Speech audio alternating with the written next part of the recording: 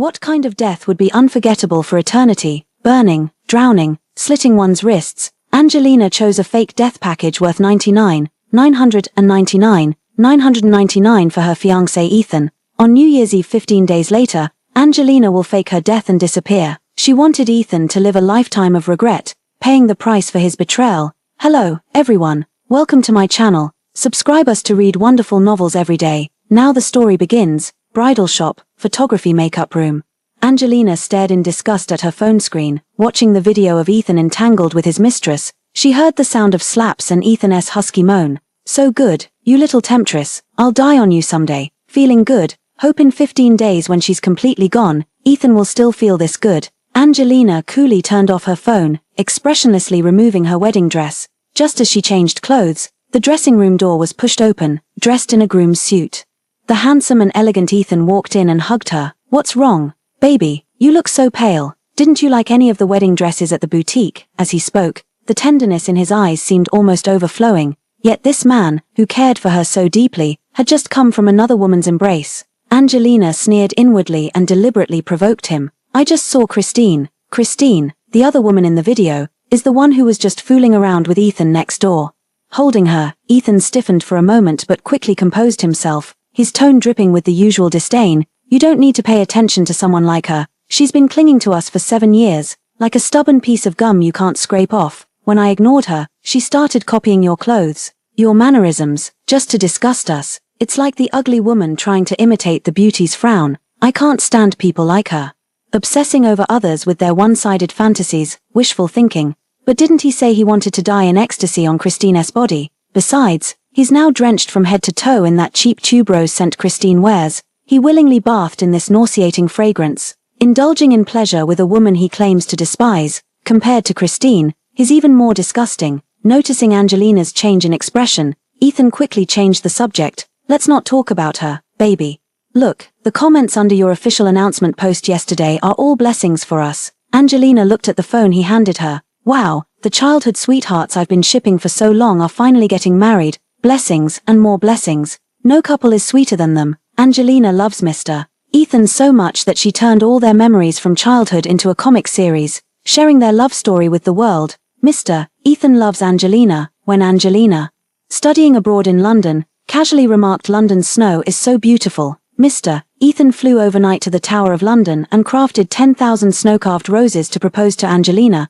Angelina began serializing comics at 18 and has now become a quite renowned manga artist. Her fans treat her relationship with Ethan like a real-life romance to root for. But now, I'm afraid the fans will be disappointed. She and Ethan won't get married, nor will there be any future between them.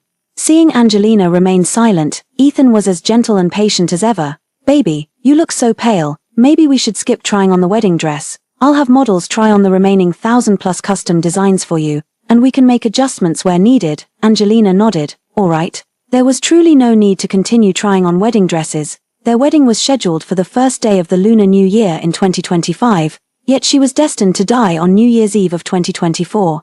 Leaving the bridal shop, they got into the car. Ethan leaned down to fasten Angelina's seatbelt, then gently smoothed the strands of hair stuck to the corner of her lips. Every movement was practiced and natural, something he'd done countless times since childhood. By the time they returned home, night had already fallen. Ethan encircled Angelina's waist and planted a kiss on her cheek, though he showed no intention of staying. Warm breath brushed against Angelina's ear as he murmured with affectionate regret, I wish I could stay home with you forever, but there's still unfinished business at the company. I'll have to work overtime again tonight. I want to make Edmund's family the #1 in the world, so you can be the first lady. That way, no more blind second-generation heirs will dare set their sights on you. He spoke these words with utter sincerity. Similar promises had spilled from his lips countless times since childhood. It seemed Angelina was his everything, and all he did was for her. But now, Angelina could no longer tell how much of his words were true and how much were lies. Suppressing the nausea churning in her stomach, she patted his arm and said, Go ahead. The weather forecast says there might be a typhoon these days. Be careful. With her usual magnanimous reminder, Ethan didn't suspect a thing. Instead, he planted another kiss on her cheek. I knew you'd be the most considerate. Make sure to eat well and get proper rest while you're home alone. Call me anytime if you need anything. I'll drop whatever I'm doing and come back to be with you. Only after giving these reminders did he finally leave. Clang. The moment the front door shut, Angelina could no longer hold back and rushed to the bathroom to vomit violently. She scrubbed the spot where Ethan had kissed her until it turned red. Yet the disgust lingered. Even now, it felt unreal. How could she have lost to Christine, someone she'd never even glanced at properly? After all, Ethan had treated her so well. Since childhood, her health had been fragile. Yet Ethan understood her dietary restrictions better than her own parents and knew her preferences more intimately. Her first period was something he blushed through while accompanying her, even 3 years ago, when she had a car accident in London. He secretly hid it from everyone, signed a will intending to die for her. She was always his first choice. But who could have expected that in college, Christine would suddenly barge into their lives, relentlessly pursuing Ethan, breakfast on the table in the morning, an umbrella in the desk drawer on rainy days, and those love letters slipped into his backpack, one after another, called disgusting. She could only cry helplessly, saying she couldn't control herself. She insisted she loved Ethan. Only loved Ethan. Even after graduation, she took a job opposite Edmund's family corporate building just to occasionally catch a glimpse of Ethan. What relentless devotion. But Ethan belonged to Angelina. Before witnessing Ethan's infidelity with her own eyes, Angelina had always believed this. After vomiting until her stomach was empty, Angelina collapsed onto the cold bathroom floor and called her parents abroad, telling them about Ethan's affair and her plan to fake her death and leave. Shortly after hanging up, a string of messages popped up in the Angelina family group chat. Dad, baby girl, whether you want to fake your death or do anything else, your old man supports you. Mom, do you want me to come stay with you? Is the fake death package you chose safe? I'll transfer you another 100 million. Get the most expensive package, your safety comes first. Even my brother in the military found time to send a message. Ethan dared to treat my sister like this. I'll beat him to death. Seeing her family's heartwarming replies, Angelina's chilly heart finally warmed up. Sliding her fingers, she typed out a line. Don't worry about me. I can handle this myself. No matter how hard it was to let go of childhood sweetheart feelings, she wouldn't waste time on someone who'd made mistakes. Let's let Ethan enjoy his freedom for a while longer. 15 days later, she would give him a memory he'd never forget. Just as she was lost in thought, her phone suddenly chimed with another notification. It was from that spoiled rich kid who'd harassed her and spread vile rumors, the one whose legs Ethan had broken. Clicking on the voice message. Wow, Angelina, I never thought studying abroad for a few years would make you this wild. You'd even do it with Ethan in public. Aren't you afraid of being seen? Angelina felt her heart drop as she opened the photo. There, parked on the bar street, was a Pagani. She recognized it instantly as the birthday gift she'd given Ethan, one of only 5 in the world. In the passenger seat, a woman lay sideways, revealing only half of a profile strikingly similar to hers. It was Christine. In the car, Ethan tilted his head slightly, his eyes wild and crimson, his large hand pressing against the woman's slender waist. The posture left no doubt about what was happening. Everyone in their circle knew Ethan was utterly devoted to his childhood sweetheart. She was the girl in his memos, his lifelong wish being to marry her and bring her home, and Christine was the most despised hanger-on in his life. He had even once dragged Christine and thrown her onto the street, cursing her as vile and disgusting. But now he was in the car with her by the roadside, as if trying to prove something. Angelina clutched her phone and dialed Ethan's number with an expressionless face. Sorry, the number you dialed is busy. Sorry, the number you dialed is currently busy. Sorry, the number you have dialed is currently engaged. Angelina dialed 18 calls with an expressionless face, all of which were hung up. Ethan was truly something. No sooner had he promised to drop everything and return to her whenever she called, than he went ahead and hung up on her. Angelina turned off her phone and pulled the blanket over her head. Woohoo! Outside, the typhoon raged, its violent winds carrying branches and gravel as they battered against the windows. Angelina tightly shut her eyes, quietly waiting for the typhoon to pass. When she was 16, it had been a typhoon day just like this. Ethan risked his life by leaping across a balcony over a meter wide, desperately pulling her into his embrace. He teased her for being timid while programming his number as her emergency contact in her phone.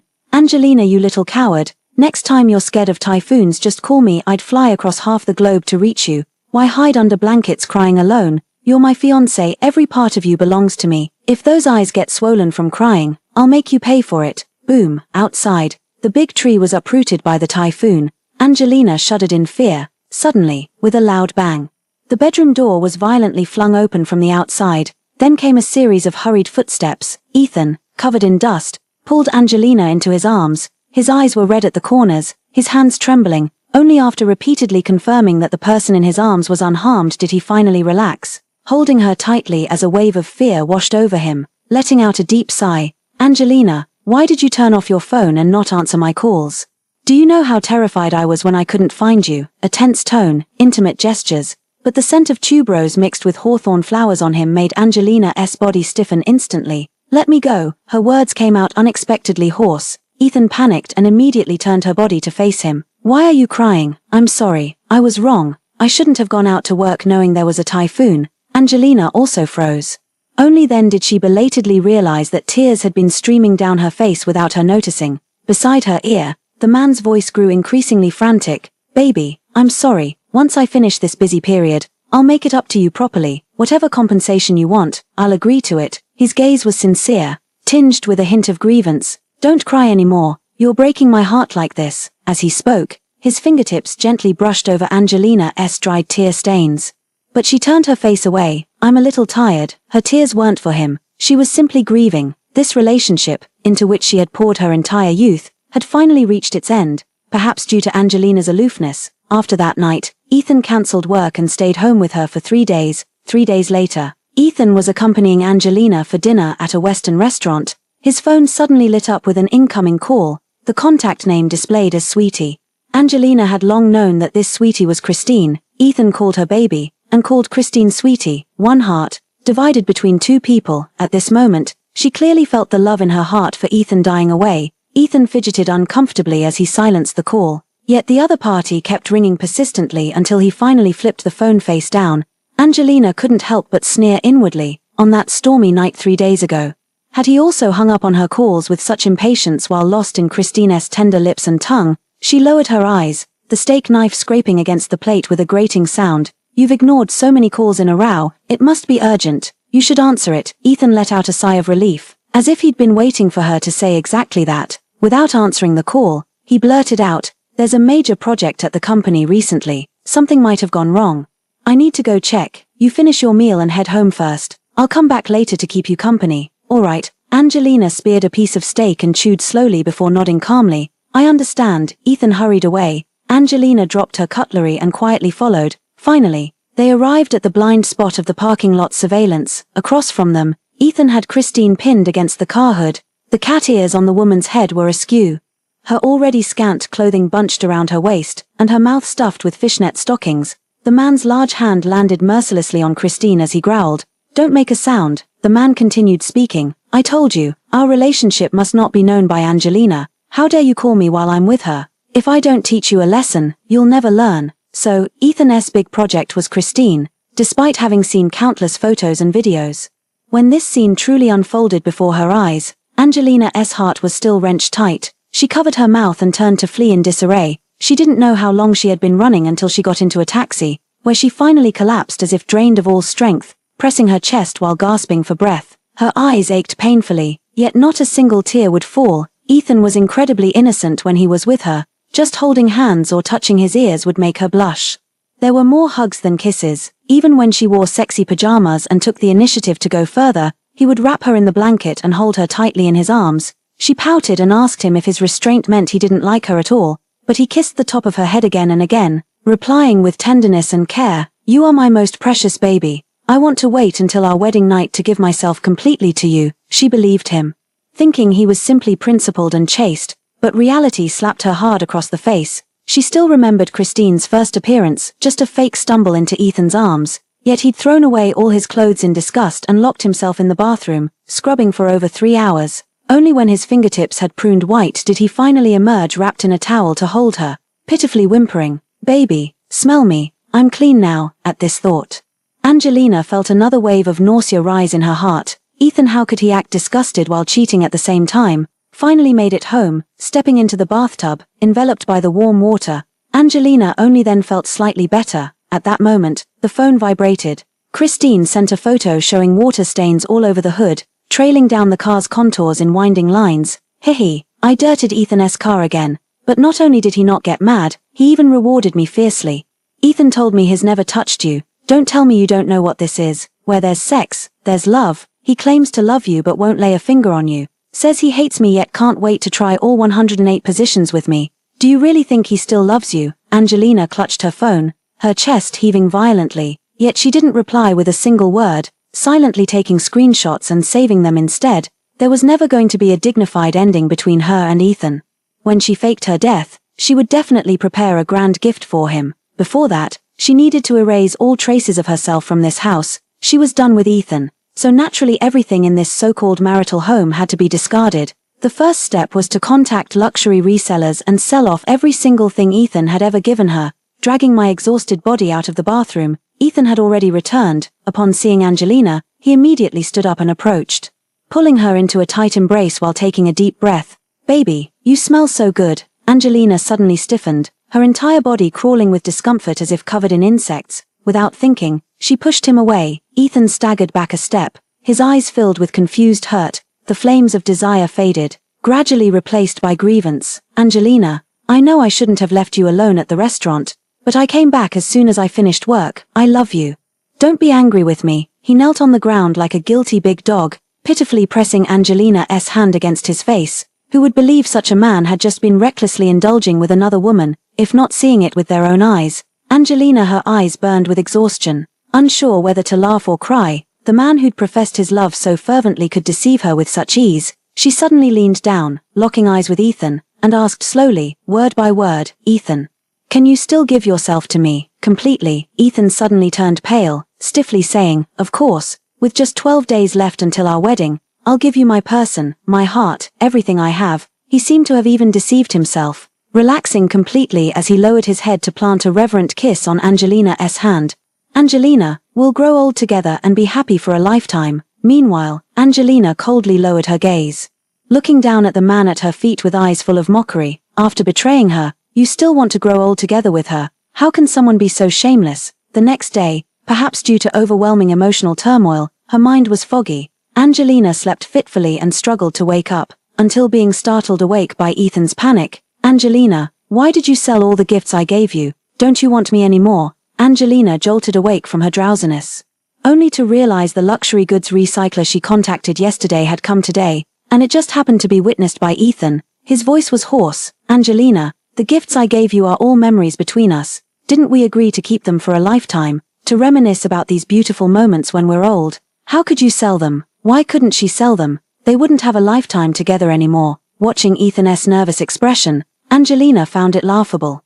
If he was so worried about her leaving him, why did he keep getting entangled with Christine? She casually explained, "These things are all old. I want new ones." "What? Are you reluctant to buy me new ones?" Ethan remained silent for a long moment. Finally, he hugged her, holding her tightly. "Angelina, I love you. As long as you stay by my side, I'd pluck the stars from the sky for you if you asked." Angelina let him hold her, watching expressionlessly as the debt collection team assessed, priced, and carted away each item that Ethan had once cherished as memories. Finally, Ethan ventured cautiously again. "Angelina, there happens to be an auction in 4 days. I heard the finale lot is an antique French Art Nouveau necklace. Why don't we go together? We could pick some gifts for your parents too." "Sure." Angelina readily agreed. She would be faking her death and leaving in a few days, and she didn't want Ethan to notice anything unusual. If she hadn't thought he wouldn't return last night, she wouldn't have let him run into the luxury goods recycler. Seeing her agreement, Ethan finally relaxed. "As long as you like it, I'll bid on whatever catches your eye and give it to you." Perhaps the incident with selling gifts frightened Ethan. As for the next 4 days, he stuck to Angelina like a shadow again. Even moving his work home, Angelina deliberately avoided him, locking herself in her room to draw comics. But from the age of 18 to 25, after 7 years of serialization, the sweet daily romance between the male and female leads, based on her and Ethan, could no longer be drawn. Facing the flood of update demands, she wearily turned off her tablet. Soon, very soon, in just 1 more week, she would be able to give herself and everyone else an answer. 4 days later, the auction.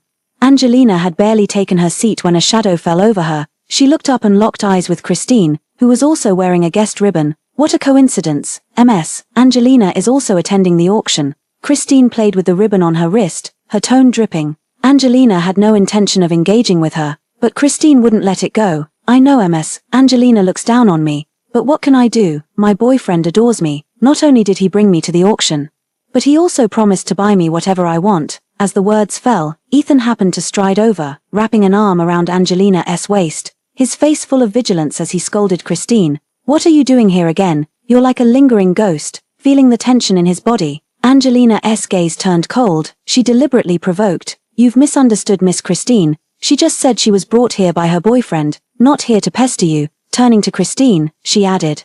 Being able to attend such an auction, Miss Christine's boyfriend must be someone of importance. Why not introduce him? Perhaps there could be business opportunities to explore. The air froze instantly. Ethan cleared his throat awkwardly. There's no need to meet, Angelina. The auction is about to begin. Let's not bother with these insignificant people. Hearing this, Christine's face turned deathly pale. The auction commenced. Ethan splurged without hesitation, buying nearly every piece of jewelry that caught Angelina's eye. But Angelina never cracked a smile, until the final showstopper auction item appeared. It was a French Art Nouveau-era tuberose necklace crafted with enamel work, inlaid with gemstones, mother of pearl, and pearls. The purple gemstone pendant at the bottom confirmed its floral meaning. Dangerous pleasure. Gasps echoed all around. Noticing Angelina's interest, Ethan immediately raised his paddle to bid 30 million. Just then, Christine raised her paddle for the first time. 50 million. Ethan frowned, his expression displeased as his gaze toward her brimmed with warning. Yet Christine merely giggled coyly, provoking Angelina with a taunting look. Angelina, Mr. Ethan has practically bought half the auction for you. Shouldn't you be satisfied by now? I truly adore this necklace. Why don't you just let me have it? Angelina smirked coldly. What Christine wanted was likely far more than just this necklace. Before she could respond, Ethan's face darkened. Who do you think you are? How dare you demand Angelina give up what she likes? Know your place. As if to prevent Christine from saying anything more, Ethan stepped onto the stage directly and made a gesture of lighting a sky lantern. Without a doubt, the tuberose necklace was now in his possession. Thunderous applause erupted. Yet Ethan, the ultimate winner of this auction, was in no hurry to leave the stage. The dome of the auction venue opened, revealing the night sky filled with 999 drones forming a photo of the two of them. The drone operators controlled their UAVs, sequentially depicting their love stories from childhood to adulthood. Ethan picked up the microphone and confessed affectionately, in just 1 week, I'll be marrying the girl I love most in this life. Angelina, I love you. As the words fell, 999 drones showered the venue with tens of thousands of roses. This spectacular and romantic scene was eagerly reported by major media outlets across the internet. However, early the next morning, Angelina received a call from her manga editor, who never contacted her unless necessary. Angelina, last night, footage of you and Mr. Ethan making out under the auction hall dome was captured by a drone. The clip is spreading like wildfire online, and public opinion is turning against you. You'd better check it out. But last night, Angelina had returned from the auction and hadn't gone out since. Ethan claimed there was an urgent matter at the company and didn't return all night. Angelina clicked onto the Twitter hot search with a cold expression, immediately spotting the entwined bodies on the video thumbnail. And around Christine's neck was the tuberose necklace bought at the auction. The comments under the hot search were filled with vulgar language. Only Angelina's fans spoke up in her defense. She desperately wanted to tell her fans that the person in the video wasn't her. Angelina and Mr. Ethan's love had long since rotted and soured, but now was not the time. She turned off her phone and burrowed back under the covers, overwhelmed by a profound sense of helplessness. Just then, the bedroom door was flung open violently. Ethan burst in with a panicked expression, his shirt buttons misaligned and his tie nowhere to be seen. Angelina looked at him, feigning ignorance as she asked, "What's wrong? Didn't you say there was an urgent matter at the company that needed handling overnight?" Ethan panted heavily, his gaze falling on the phone on the nightstand, his expression shifting. After a long pause, he cautiously probed, "Angelina, haven't you checked your phone?" Angelina yawned, her voice drowsy. "I'm not even fully awake yet. Why would I check my phone? You're so flustered. Did you do something to betray me?" She leaned against the headboard, her tone languid, the smile in her eyes not reaching their depths. Ethan let out a relieved sigh, walked to the bedside and knelt on one knee, taking her hand with a mix of guilt and regret.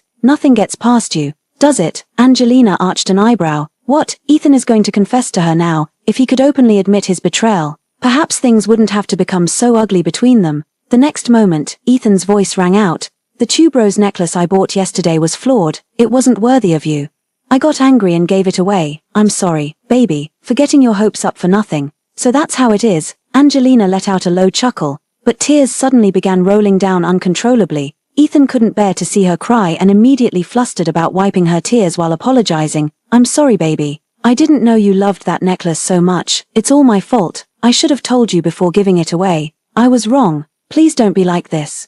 Angelina grabbed his hand that was clumsily wiping away tears. Her reddened eyes stared straight at him. "Who said I liked that necklace? I don't like it at all. She just couldn't understand why he was still lying to her at this point, treating her like a fool, as their eyes met. Ethan felt his spine stiffen, an overwhelming panic suddenly surging from the depths of his heart. He couldn't shake the feeling that Angelina wasn't talking about the necklace, but rather about him. But before he could press further, he saw Angelina already pulling out a tissue to wipe the tears from her face. Getting so scared over a necklace. You're really ridiculous, aren't you? The light-hearted joke dispelled Ethan's unease. He stepped forward and tightly embraced Angelina, saying with a survivor's relief, "You really scared me just now." Angelina gazed coldly at the top of his head, absently stroking it, when suddenly she remembered, before she left to study in London, he had held her just like this, coaxing her to visit the temple of matrimonial bliss to hang a lock, praying they would never part. Now that their love had shattered, there was no need to keep that lock anymore. "The weather is nice today, come with me to the matchmaker temple." Ethan agreed without hesitation, little foodie, craving the sweet rice dumplings at the temple gate again. "Aren't you? Let me change clothes and we'll head out right away." Soon after, at the matchmaker temple, Angelina looked up at the towering statue of the matchmaker and bowed devoutly. Beside her, Ethan couldn't help but laugh. "After we get married, I'll donate a large sum to the matchmaker temple. Consider it fulfilling a vow." Angelina smiled without speaking, after offering incense. The couple walked out of the main hall hand in hand, when suddenly Ethan's grip tightened abruptly. Angelina followed his gaze but only caught a glimpse of a coat's hem before the man beside her blocked her view. His throat was unnaturally dry as he said, "Angelina, why don't you look around first? I'll go buy you some cakes." Seeing his guilty expression, Angelina could easily guess that the person who had just flashed by was Christine, but she still nodded in agreement. "All right, go ahead." This was perfect. She also needed time to clean up what shouldn't exist. An hour later, Angelina had soared through those two lovelocks and sunk them to the bottom of the lake. Ethan still hadn't returned, and yet, her phone buzzed with yet another provocation from Christine. Behind the altar in the grand hall, with a cold expression, she turned on her phone camera and walked over, only to hear, "You little temptress, daring to go commando under your coat at the matchmaker temple. Who were you trying to show off to while praying?" Christine, bumped repeatedly, pleaded tearfully, "For you, only for you to see. Go easy, I won't dare next time." Angelina watched silently, the initial heart-wrenching pain now numb to indifference. She now only felt absurdity. After recording a segment, she left the grand hall. She bought a portion of cakes, green rice cake, then found a chair behind a large tree to sit down. After roughly another hour or so, Ethan arrived, pulling along a trembling Christine. Hearing the boss say there was only one portion of cakes left, Christine immediately grabbed Ethan's arm and cooed, "I just worked so hard to please you, my knees are even scraped raw. Don't I deserve at least one cakes?" Angelina choked back a sob and tossed the empty cakes box into the trash, only to hear, "And even if I don't eat it, the baby, our baby, inside me needs to." Span, clang, Angelina staggered and crashed into the nearby trash can. In an instant, her heart felt as if it were being tightly squeezed, the pain so intense she could barely breathe. "Who's there?" Ethan asked coldly. The footsteps drew nearer, only to be followed by Christine's pleading voice. "Ethan, let me have the last cakes." Ethan halted his steps, his voice laced with helplessness and affection. All right, it's yours." Only when the footsteps had completely faded away did Angelina lean against the wall and stagger out from around the corner. She didn't return to the matchmaker temple, but instead took a taxi to the hospital. Just moments ago, the suspended animation agency sent a message asking her to copy her body data to create a dummy model. In the morgue, a lifelike dummy identical to Angelina lay quietly there. For a moment, even Angelina herself wanted to believe she was truly dead. Good, this effect is enough to fool Ethan. Coming out of the morgue and passing by the obstetrics department on the first floor, she recognized at a glance Ethan, who was holding Christine and rushing into the clinic in a hurry. Her steps uncontrollably drew her closer, only to hear, "Doctor," she suddenly said, her stomach hurts. "Is my baby okay? You young people need to exercise moderation. Although the 3-month period has passed, you still shouldn't be so reckless all the time. Looking at your medical records from 3 years ago, you already had a miscarriage because of this.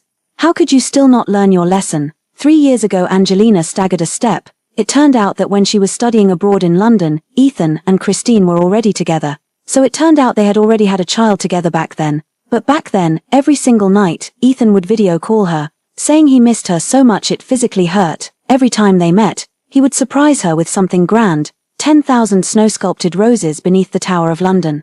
A balloon-filled confession at school that even the security guards knew. Angelina had a boyfriend who was madly in love with her. Ethan was truly wasting his potential by not becoming an Oscar-winning actor. Ethan supported Christine as they stepped out, colliding squarely with Angelina at the doorway. Christine still held the green rice cake she had bought from the matchmaker temple in her hand. Their eyes met, and Ethan instinctively pushed Christine away. He hastily explained, "Angelina, I went to buy you green rice cakes and happened to run into Christine who wasn't feeling well. It was an emergency, so I brought her to the hospital. After all, we were college classmates." "Angelina, as I should." Angelina cut through his lie. After all, she understood perfectly well what their relationship truly was. Christine stepped forward with a beaming smile, deliberately pulling open her coat collar to reveal clusters of love bites. "I knew Angelina would be the most generous. But Ethan arrived late, and I bought the last cake's rice cake. If you'd like some, I can give it to you." Angelina hadn't even spoken when Ethan beside her darkened his expression first. "Enough, don't take an inch and go a mile. Angelina would never want your things." With that, he took Angelina's arm with an ingratiating smile. "Baby, if you want it I'll go buy it for you first thing tomorrow. Come on, let's go home." Angelina let herself be led away, her face wearing the same faint, cold smile throughout. Once, he would have called the family doctor in a panic if she so much as sneezed. Now, seeing her in the hospital, he didn't even bother to ask how she was. Ethan had changed long ago. She was just too foolish to realize it until now. Angelina leaned against the headboard, hugging her tablet as she sketched the entire affair of Ethan into a comic. Ethan placed a cup of warm milk by the bedside and leaned in to peek at her screen, only for her to turn away. A strange feeling rose in his heart as he frowned and probed. "Angelina, did I do something wrong? I feel like you've been distant and secretive lately, as if you're hiding something from me." Angelina remained expressionless. "Not at all, I'm just preparing a wedding surprise for you." Hearing this, Ethan relaxed his brow, sat on the edge of the bed, and pulled her into his arms. "You agreeing to marry me is already the greatest gift heaven could give me." And yet, the very next morning after Ethan said these words, Angelina received another new message from Christine. Clicking into the photo, it showed Ethan kneeling at the center of the church, placing a ring on Christine's finger. "Angelina, I'm the one who gets the last laugh." The church was originally the place Ethan had specially chosen to hold his wedding with Angelina. The ring, also Angelina's chosen ring, should it hurt, Angelina had grown somewhat numb. Ethan said before leaving that the wedding venue was ready and he was going to check it, only to end up slipping the ring onto another woman's finger. How ridiculous. Before long, Angelina's phone vibrated again, Ethan's name flashing across the screen. After a moment's hesitation, she answered the call. Ethan's voice came through the receiver. "Angelina, there's something I need to handle at the office. I won't be coming home tonight. There's food I prepared in the fridge. Don't forget to eat." Angelina remained silent, saying nothing. The other party sounded nervous. "Angelina, what's wrong? Are you upset?" Angelina let out a sigh. "It's nothing, I'm just a bit tired. You go ahead with your work." With that, she hung up the phone and got up to leave. She got a new phone card and called Mr. Franklin Mrs. Franklin who were abroad, re-adding their contact information and the family group chat. After returning home, Angelina finished drawing the bad ending of her comic, scheduled it to be published at the first day of the Lunar New Year in 2025. She also compiled all the evidence of Ethan's infidelity, sending these unsightly videos and audio recordings to the fake death agency. Have their wedding day photos displayed on the city's large screens for a rolling broadcast on the first day of the Lunar New Year. Finally, Angelina picked up the old phone, found the notes, photo albums, chat records, calls, WeChat messages, and deleted them one by one. "Ethan, since you've chosen Christine, then don't have any further connection with her." After deleting everything, as if possessed, she clicked into the long-abandoned QQ account from 6 years ago. Because the account was linked to a Penguin couple ID, she automatically logged into Ethan's account. Frowning, she tried to log out, but the pinned contact Christine caught her attention. This Ethan account hadn't been used in 6 years. How could his pinned contact be Christine? She frowned and opened the chat window. 6 years worth of chat logs, so long they seem almost endless. At first, it was just Christine's solo performance. Back then, Ethan's visible disgust toward her was palpable. Amidst her countless monologues, he would occasionally lose his temper and fire back a single irritable reply. "Are you fucking insane? I block you once and you just keep creating new accounts to add me non-stop. Don't you have anything better to do? I've told you I only love my girlfriend. Have some fucking shame." After that, he never responded again. But Christine seemed completely unfazed. "I saw you on the honor roll today. You're amazing, just what I'd expect from the man I love. I'll work harder for you. Why did you throw away the dinner I made you? I worked on it for so long and even burned my hand, but if you didn't like it, I'll try harder next time. After class today, it was pouring rain outside. My roommate's boyfriend came to pick her up with an umbrella. Ethan, when will you ever hold an umbrella for me? Message after message, Ethan never replied. Until 3 years ago, everything changed. Christine's persistence finally paid off. She got what she wanted.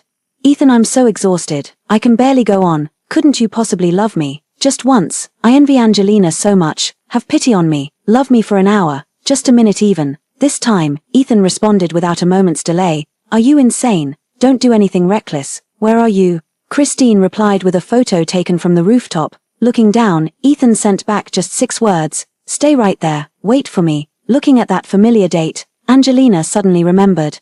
It seemed to be the first time Ethan had ever broken a promise to her. From childhood till then, it was her last birthday before leaving to study in London. Ethan had promised to take her to the amusement park, yet she waited in the rain until evening, and he never came. How laughable that she foolishly forgave him the very next day. So it turned out, even back then, he had already chosen deceit. After that, their chat records became unstoppable. Ethan began responding to Christine, and in the end, there were even photos of them kissing amidst 10,000 ice-carved roses on London Bridge. Angelina's fingertips turned ice-cold. So, that world-famous romantic proposal wasn't meant for her alone after all. So, she had been deceived for so long. So, Christine's boldness in provoking her was something Ethan had personally bestowed. Ding dong, the doorbell rang, and her phone fell onto the carpet. Angelina came to her senses while clutching her chest, her eyes unbearably dry.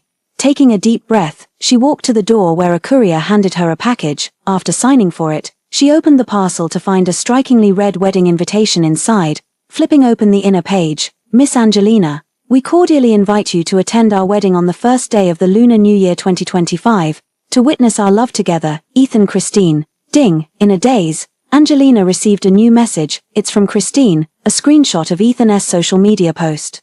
Beneath their sweet, kissing wedding photo were countless blessings. Congratulations, true love prevails. After 7 years of chasing love, sis finally got her wish. Congrats. The sis we've called for 3 years is finally official. It's truly unfair to keep Christine hidden in the shadows all this time. Once the child is born, he will be the legitimate first grandson of our Edmund family. Word by word, they pierced into Angelina's eyes like needles. Ethan has really pulled off a brilliant sleight of hand, so their classmates, brothers, even their parents, all knew about Christine's existence. So Ethan had long blocked her and her family from his social media. Angelina stared at the screen. The fury in her chest burning so intensely she could barely breathe. New Year's Day was supposed to be her wedding day with Ethan. Was he now openly planning to replace the bride? Did they think she Angelina? Did they think the Franklin family could be humiliated at will? She steadied her trembling hands from anger, carefully photographed the invitation clearly, and sent it along with that social media screenshot into the Angelina's family group chat. In an instant, 40 to 50-second voice messages flooded the screen. In the end, it was Mr. Franklin who had the final say. We'll book flights and rush back right now. Don't worry, sweetheart. Mom and Dad will definitely take you to that brat's wedding on time. Yes, we're all going. If your brother can get leave from the army, he'll come too. How dare that bastard treat you like this? We won't let him get away with it. Seeing her family defend her so unconditionally, Angelina felt her nose sting violently. She bit her finger, fighting back tears. Don't worry, I won't let him off. My death will be the surprise at his wedding. Take a deep breath. Angelina composed herself and removed all traces, the 4-piece bedding set, the paired toiletries in the bathroom, and the framed photo in the study. Before her death, she would erase every trace of her existence. Afternoon, Ethan sensed something was amiss the moment he stepped through the door. Seeing the empty house, a surge of unease suddenly welled up in his chest. He hurried over to Angelina on the couch and asked anxiously, Angelina, what's going on? Where are all our things? Where are our photos? Meeting his panicked gaze, Angelina mustered her best acting skills and lied. We're about to get married. Of course we need to decorate the place festively. The wedding photos will be delivered soon. Hearing her say that, Ethan let out a sigh of relief, but he soon frowned again. As if struggling to speak, Angelina, there's some trouble with the company's business. It's quite serious. I'm afraid I won't be able to help you decorate our wedding home or spend New Year's Eve with you recently. Angelina suppressed the coldness in her eyes and smiled. It's all right, I'll ask someone to help. Before Ethan could finish speaking, he tightly grasped Angelina's hands, his gaze sincere and pleading. Angelina, can we postpone our wedding by 1 day? I need to finish some business matters first. Of course we can, Angelina smiled, but the warmth didn't reach her eyes. Originally, Ethan planned to postpone the wedding first marrying Christine, and then her, wanting both. What a beautiful dream. Ethan seemed not to expect that Angelina would agree so easily, his expression blank for a moment, his Adam's apple bobbed as if he'd momentarily forgotten what to say, only managing to choke out a single sentence after a long pause. Baby. I knew you'd understand me best, truly living up to being the perfect partner I've recognized in you since childhood. Angelina simply smiled calmly. Yes, I trust you completely, so of course I'll support you unconditionally. After all, I've said since we were kids, if you ever deceive me, I'll die to make you regret it. Though spoken as a joke, Ethan felt his heart suddenly tighten. He stared intently into Angelina's eyes, as if trying to discern something. But there was only calmness in her gaze, an excessive calmness. His throat was dry. I love you, Angelina. I would never lie to you. I won't let you die. Without you, I can't go on living either. Angelina let out a light laugh, filled with mockery. Is that so? Then you'd better remember your words. I hope that when you witness my death at the wedding on the first day of the new year, you'll vividly recall this very moment. Angelina's lack of crying or fussing should have relieved Ethan, but for some reason, he couldn't shake off a sense of unease, as if something had slipped beyond his control. Even if he left now, the consequences might be more than he could bear. After all, he and Angelina had grown up together, their parents, classmates, teachers, and friends. Everyone knew they were the sweetest, happiest couple. Angelina couldn't live without him. With this thought, Ethan steadied his heart, planted a kiss on her cheek, and hurried away. He didn't return until New Year's Eve. He did send Angelina numerous messages and photos of meetings, quite convincing lies. Facing those piled-up deceptions, Angelina could only laugh bitterly. How can someone claim to love her while deliberately deceiving her with calculated schemes? Fortunately, after tonight, such days will finally come to an end. Angelina turned off her phone screen. Soon, the people from the fake death organization arrived. She was about to hand over her old phone when WeChat suddenly popped up with several new messages from Christine. Clicking in, she saw a photo of Ethan standing on a chair to paste the double happiness character. Angelina, Ethan is personally decorating our wedding room. You should have received the invitation by now, right? Would you like to come tomorrow and witness Ethan and my happiness? Your ring, your wedding dress, your man, they're all mine now. Admit defeat. What does being a rich heiress matter when I've overtaken you in the end? Angelina let out a cold laugh, her fingers tapping the screen as she typed her first reply. I find second-hand men disgusting. He's all yours. After sending this, she handed the old phone to the staff at the fake death agency. Once the suicide scene is prepared, print out all the messages from this phone tomorrow. Deliver them along with my corpse to the church wedding. Christine, didn't she invite her to witness it firsthand? On such a joyous occasion, she certainly ought to witness it properly. Not only would she witness it, but she'd also make sure Ethan knew just how clumsy his lies were. She wanted every remaining moment of his life to be filled with nothing but pain whenever he thought of her. Having made all the arrangements, she left without a trace of reluctance. The first day of the Lunar New Year. The festive atmosphere of the new year was particularly strong in the city, brimming with joy everywhere. The wedding chapel was bustling with noise and excitement. Ethan, all those people who commented on the wedding in the friend circle have arrived. Some were Angelina's close classmates. Some used to jokingly call her sister-in-law while chasing after her, and some once held her hand saying she was the only daughter-in-law of the Edmund family.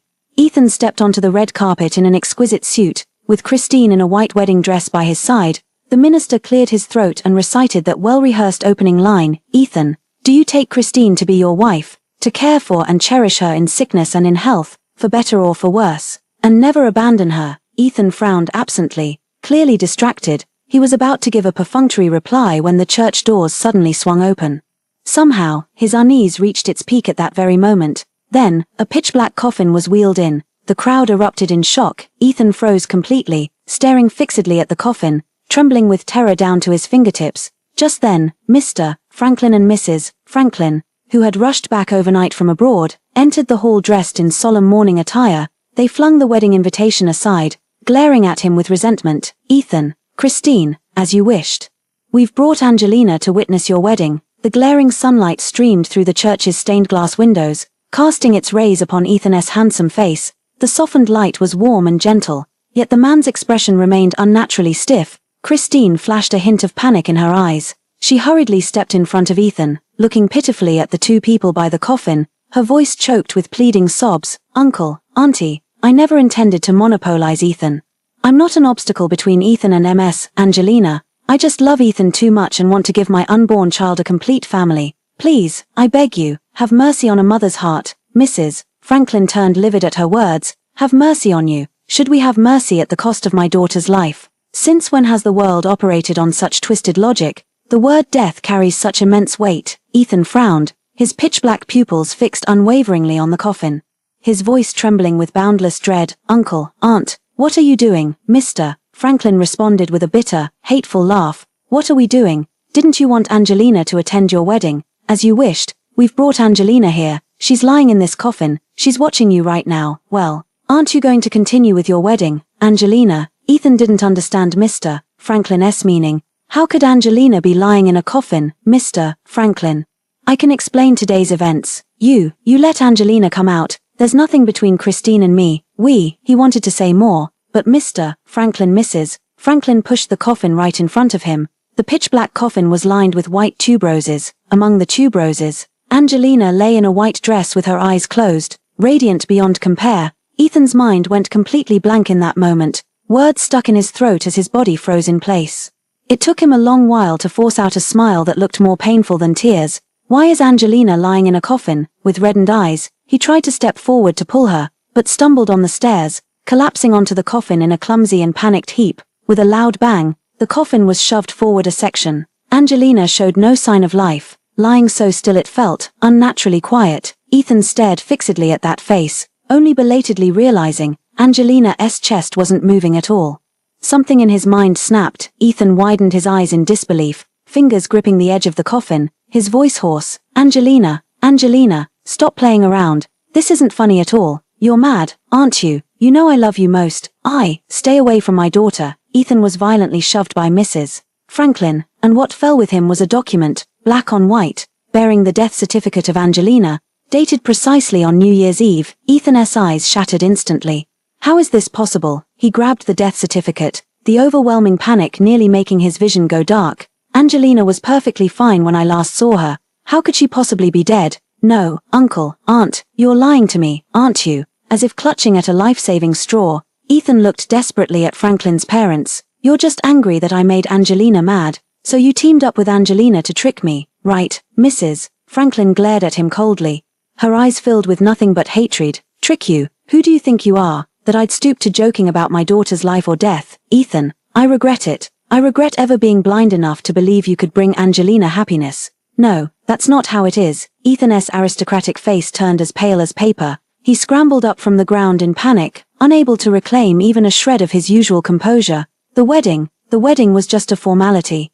I never truly intended to marry Christine. Angelina, get up. Let's not postpone our wedding anymore. Alright, I'll marry you right now. Let's get married. His eyes bloodshot and nearly splitting with intensity, he ignored Mr. Franklin and Mrs. Franklin's attempts to stop him, lunging like a madman toward the coffin to seize Angelina's hand, only to discover the deep, horrifying cuts on her wrist were visible down to the bone. Yet the fingertips touched only a chilling cold that stopped the heart. How could this be? Unwilling to accept it, he reached out again, placing his hand under Angelina's nose. But no breath, not a single trace. Ethan stood frozen in place, mute as if plunged into an icy abyss. His Angelina, was she truly dead? Ethan gazed blankly at Angelina's paper-white face, his trembling hand hovering beneath her nose. Why, Angelina, why did she have to die? He recalled the cause of death he'd glimpsed on the death certificate moments ago. It stated she'd slit her wrists in suicide. But how could that be? Ethan, his eyes burned fiercely as scalding tears streamed down his cheeks, his lungs feeling as though all air had been forcibly sucked out. Angelina, how could she commit suicide? How could she possibly commit suicide? She was always so optimistic and strong-willed, and we were about to get married. How could she kill herself? Even with the brutal truth staring him in the face, Ethan still couldn't believe it. He was holding her in his arms just yesterday. She hadn't even married him yet, hadn't become his wife. How could she be dead? No one noticed. But as these words escaped his lips, Christine, standing not far away, visibly changed expression. That pitiful little face of hers clearly flashed with a trace of panic. The next moment, Mrs. Franklin rasped out a sharp rebuttal. Didn't Angelina die because of your betrayal? These words struck like a thunderbolt from clear skies, draining all color from Ethan's face. Betrayal. His gaze swept across everyone present at the wedding venue. Angelina, how did she find out? He had been hiding it so well. His brothers had always kept their mouths shut, and his former classmates wouldn't meddle in others' affairs. Mr. Edmund, Mrs. Edmund. They had always wanted the two families to unite through marriage to consolidate resources and expand the market. They would never let the secret slip. He didn't betray her. He had loved only Angelina from beginning to end, only Angelina. He suddenly turned to look at the Christine behind him, his brows furrowed tightly. Was it you? Did you do something to Angelina? Christine startled in horror, the color draining from her lips. I didn't do anything. Ms. Angelina is the one you love most. Ethan, how could I ever hurt her? You can distrust me, but how could you doubt my love for you? Ethan advanced step by step, his gaze locked onto Christine's eyes, his crimson eyes misty with unshed tears, sending an inexplicable chill down one's spine. Christine guiltily shrank her neck and kept retreating. Ethan, believe me, I really didn't lie to you. I just wanted a wedding to make up for regrets. Having a child is enough for me. Why would I let Ms. Angelina know? Compared to her pale and feeble explanation, Mr. Franklin seemed to have anticipated it all along, throwing the printed WeChat screenshots at Ethan. Open your eyes and see for yourself. The sharp edge of the paper left a thin, bloody scratch on Ethan's face. A vague, lingering pain hovered on his face until it reached his heart. He flipped through page after page, and by the end, his expression had sunk to its lowest point. Christine felt a surge of panic, an urge to flee, but she couldn't.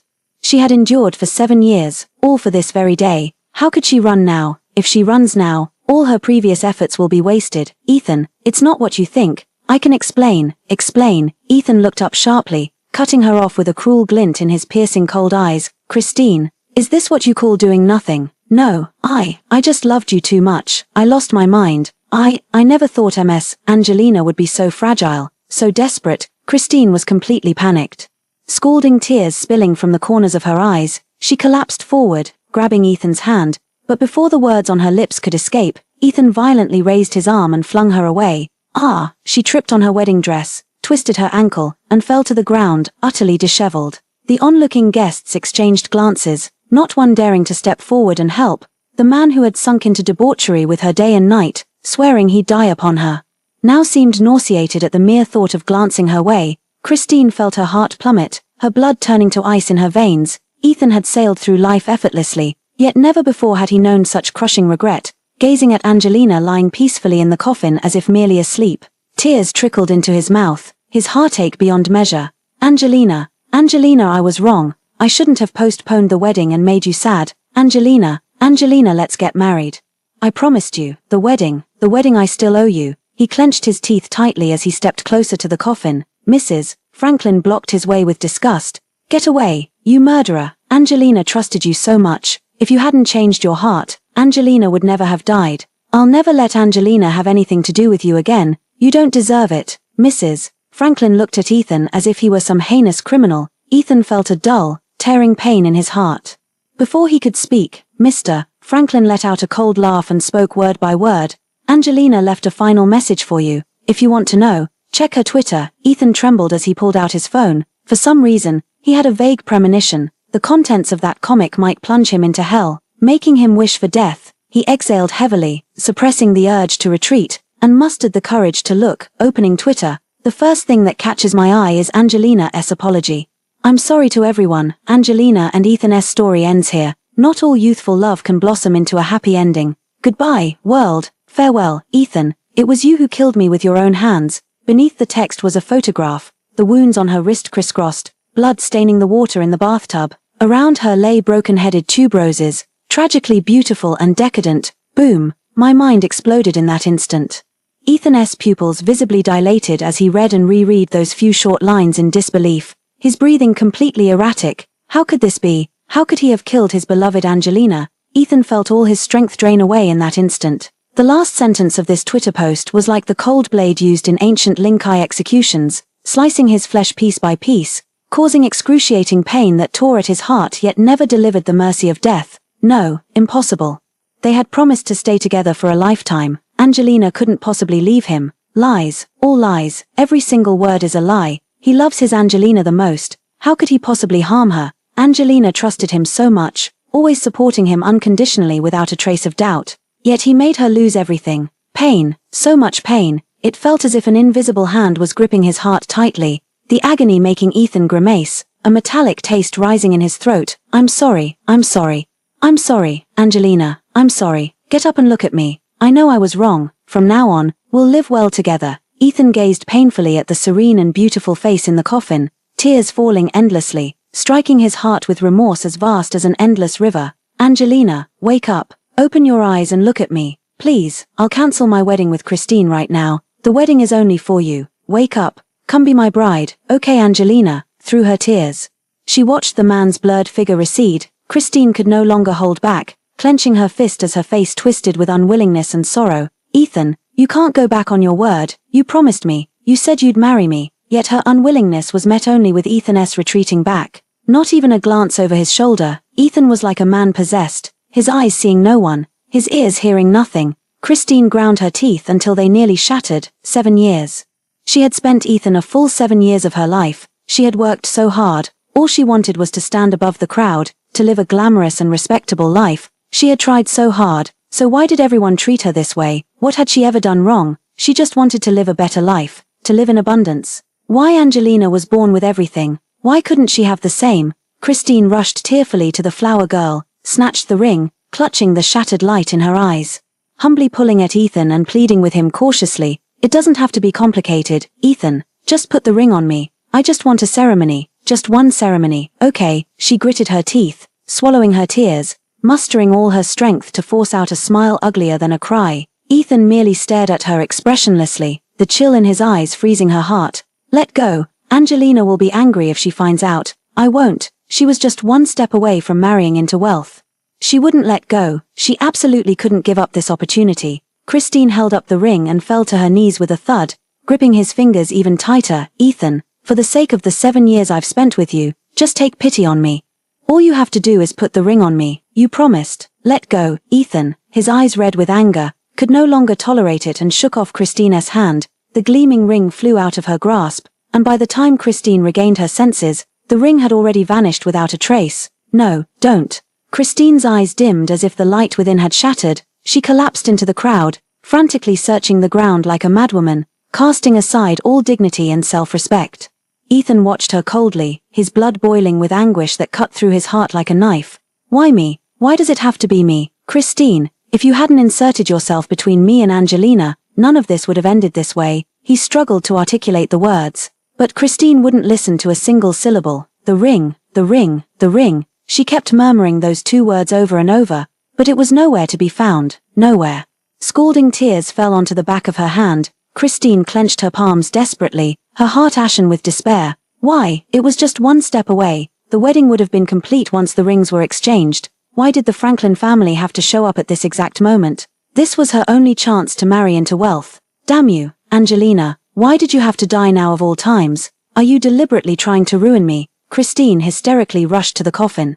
Wishing she could tear Angelina to pieces, her raised hand was abruptly seized by Ethan. The man's gaze was piercingly terrifying. "Christine, I will never marry you again, nor will I give you another chance to harm Angelina." "No, Ethan, I'm still carrying your child." Christine's world collapsed. 7 years of her efforts vanished completely in this moment, but she refused to accept it. How could she possibly resign herself to this? Christine crawled pathetically to Ethan's feet, clutching his pant leg with reddened eyes as she begged repeatedly, "Ethan, you can't do this to me. You can't, even without Angelina. I can still stay by your side. I refuse to believe you feel nothing for me. Ethan, I'm begging you, for the sake of our child, give me this chance. Please, I'm pleading with you." So what if it's humiliating? So what if it's embarrassing? As long as she gets through today, as long as she marries into the Edmund family and bears their child, she'll rightfully become Mrs. Edmund. Left and right, Angelina is already dead, and no one can stand in her way anymore. No one. "Child," Ethan precisely caught the key point from Christina's words,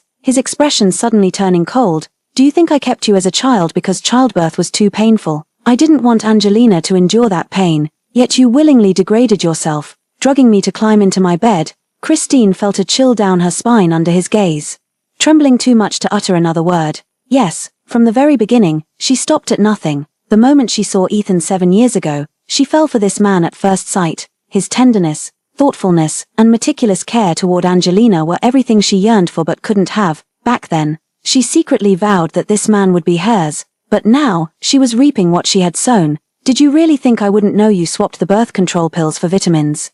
Ethan bent down and pried open Christina's fingers one by one, then yanked her hair to force her head up, his cold crimson eyes seeming to bleed with fury. You didn't kill Angelina, yet Angelina died because of you. Christine, how dare you think you're still worthy of bearing this child? With a cruel twist of his lips, he flung Christine aside like trash, not a trace of tenderness left in his eyes. Are all bodyguards just useless hired hands, if any of you are still breathing? Drag her away now. These words sent the entire room into an uproar. How could such a perfect wedding turn into this mess? Christine refused to leave. Her snow-white wedding dress was already stained with blood, yet she stubbornly clung to Ethan's pant leg, crying herself hoarse. The bodyguards, however, didn't dare delay and forcibly dragged her away. A wedding without a bride can no longer be called a wedding, but Ethan didn't care. Even as whispers swirled around him and hostile gazes bore into him, his eyes remained fixed on Angelina, who lay slumbering amidst the tuberoses in the coffin. Angelina, won't you wake up? I love you more than anything. His trembling hands reached to lift Angelina, but Mr. and Mrs. Franklin stepped forward together to stop him. Mrs. Franklin glared at him with hatred, enunciating each word through gritted teeth. Murderer, stay away from my daughter. It was the second time today he'd heard those words. Ethan's heart twisted in pain. He wanted to say he wasn't, but the words stuck in his throat. Not a single syllable could escape. Mr. Franklin looked sorrowfully at his daughter in the coffin and sighed wearily. Angelina, we've seen enough. Let's go. Mom and Dad will take you home. Ethan froze, his pupils stiffening as he quickly stepped between them. No, you can't take Angelina away. Uncle, Aunt, I was wrong. I truly know I was wrong. I can't live without Angelina. She's my fiancée. Please, I beg you, leave Angelina with me, over my dead body. Mrs. Franklin pushed the coffin toward the door, and Ethan's rationality burned to ashes in that moment. He clawed at the corner of the coffin, determined to climb in and pull Angelina out. Mr. Franklin jerked in alarm, grabbing his sleeve with reddened eyes. Ethan, what are you trying to do? Ethan paid no heed, stubbornly lifting Angelina in his arms. The next moment, a large crowd suddenly appeared at the church entrance. The man in the lead, clad in uniform, radiated overwhelming fury with a ruthless determination that could reduce one to ashes. Who dares lay a hand on my sister? The thunderous warning instantly silenced all the onlooking guests. Fitch, Mrs. Franklin gazed at the newcomer, tears streaming down her face. You mustn't let them take your sister. Fitch, protect your sister at all costs. The person who arrived was Angelina's younger brother Fitch. When he received his sister's message, he had just returned from a military mission. Seeing the information in the family group chat, he didn't dare delay for a moment. She was the sister who cherished him the most, the sister he had sworn to protect. Whoever dared to bully his sister would pay with their life. As his gaze fell upon Ethan climbing the coffin, Fitch's eyes, brimming with hostility, suddenly darkened.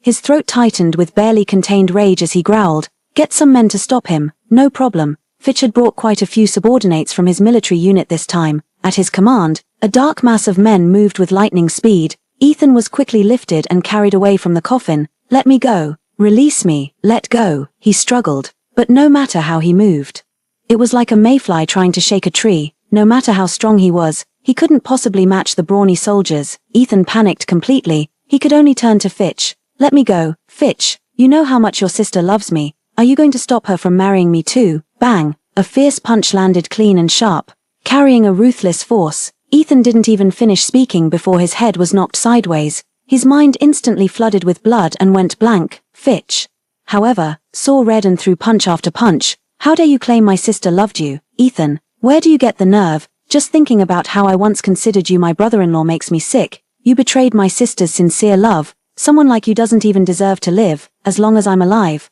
I'll never let you get within half a step of my sister again, not even your corpse." Span, word by word, Fitch ruthlessly twisted the knife in Ethan's heart. Ethan's face turned deathly pale, the blood from his nose and lips standing out starkly against that pallor, making the sight even more horrifying. If it weren't for Mrs. Franklin desperately holding him back for fear of causing a death, Ethan wouldn't have survived today. "You scum!" Fitch disgustedly withdrew his hand, his chest heaving violently. "Knowing my sister loved you, you still dared to betray her. How dare you? From now on, steer clear when you see me, otherwise I'll make you pay with your life." Fitch, this was no joke. Ethan could viscerally sense the murderous intent in his eyes. If it weren't for the law against killing, Fitch wouldn't have hesitated for a second. But he truly hadn't meant to do it. He had planned to keep it hidden from Angelina all along, to completely cut ties with Christine after she gave birth. Fitch, every additional glance at Ethan fueled the fire of anger in his heart. Irritated, he kicked over the flower basket at his feet and shot a meaningful look at the subordinates holding Ethan.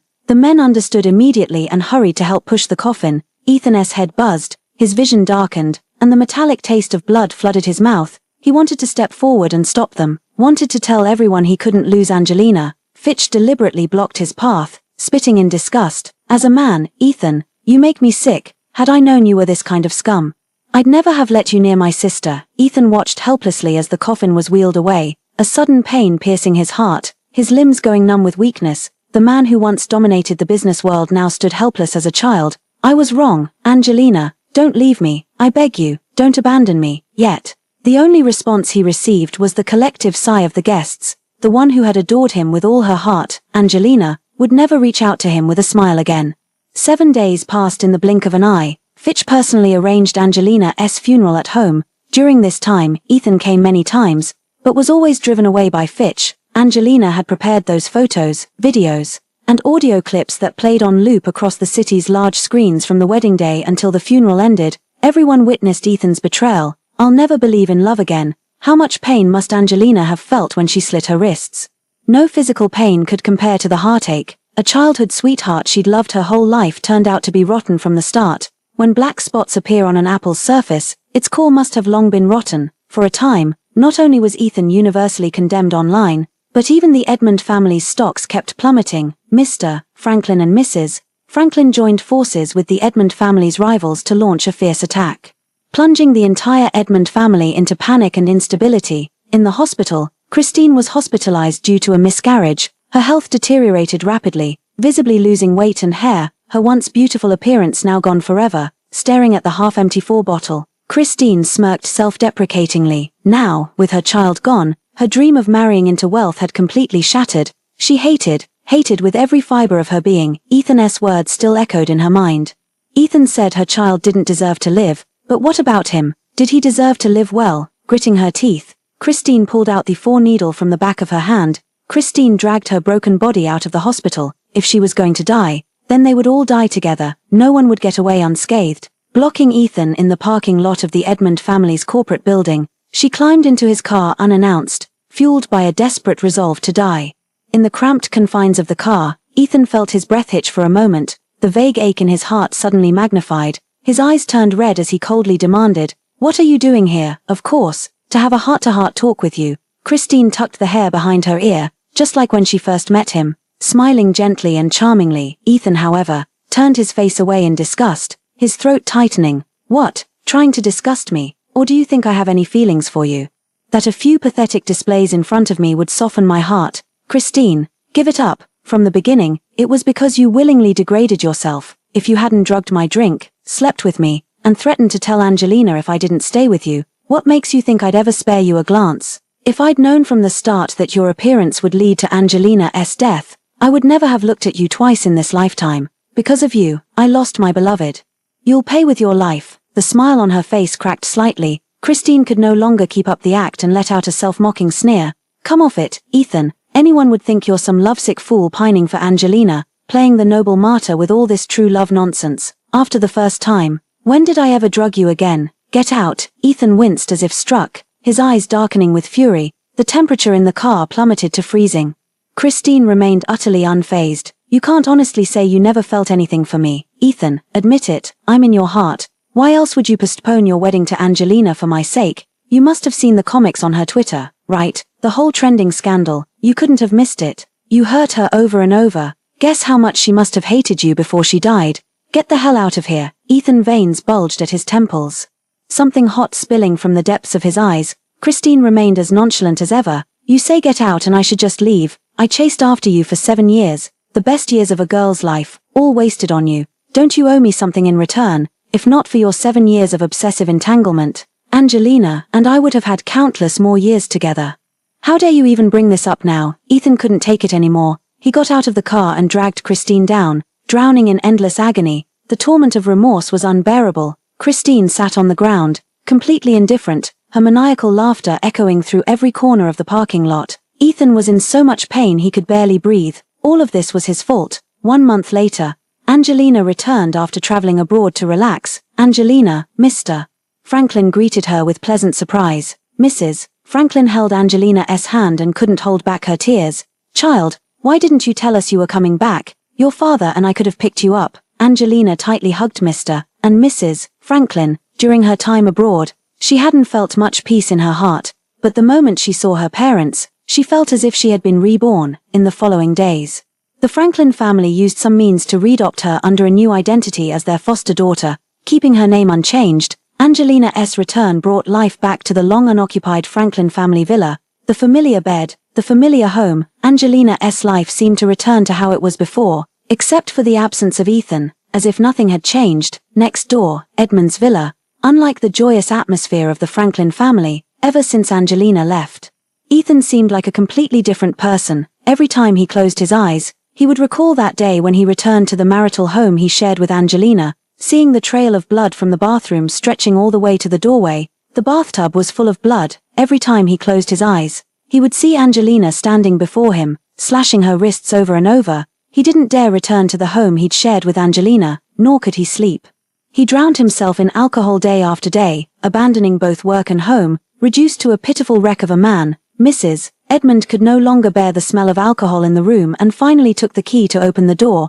On the wooden floor, empty liquor bottles lay scattered in disarray. Ethan sat desolate and forlorn in the midst of them, his eyes hollow and vacant, mechanically repeating the motion of pouring alcohol into his mouth. Hearing the sound, he looked up instinctively and murmured two words, "Angelina." In response, Mrs. Edmund scolded him with exasperation, "Moping over a woman like this. Do you even remember who you are?" Not seeing the person he wanted to see, Ethan withdrew his gaze and mindlessly swiped through the tablet, reading Angelina's comic series on Twitter. Every panel depicted scenes of their love, except for the final ending. Reading her word-by-word expressions of love for him, his heart ached unbearably.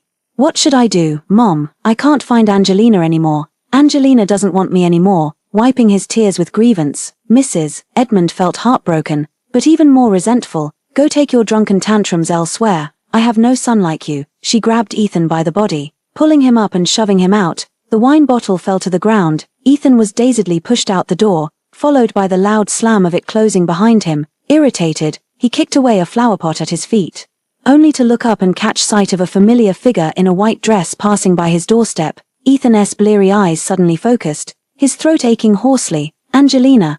Angelina had just bought a fresh bouquet from the flower shop. Passing by Edmund's house, she instinctively stopped and turned when a familiar voice called her name. The golden sunlight filtered through the leaves, casting dappled light on her face, a sight so beautiful it could intoxicate the heart. "Angelina."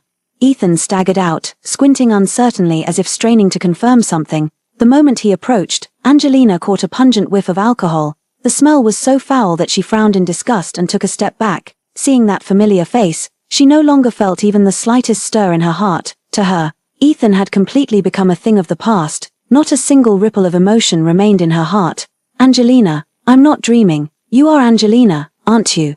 Ethan stumbled toward her and grabbed her wrist. A foul wave of alcohol breath washed over her as Angelina frowned and tried to leave. Ethan choked back sobs, his face pleading as he refused to let her out of his sight for even a second.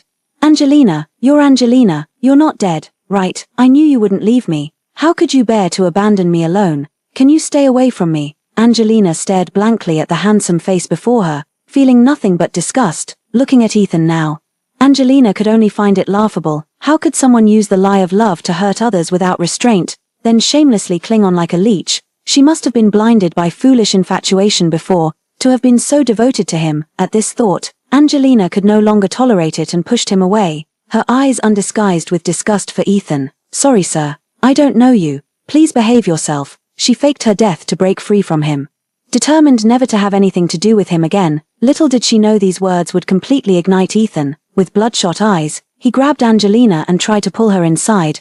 "Angelina, I know you're still angry with me. I won't make you sad anymore. Let's go home. I haven't married you yet. Have you lost your mind?" Angelina's expression darkened as she threw down the bouquet in her hands and struggled to break free. Ethan suddenly tightened his grip on her wrist.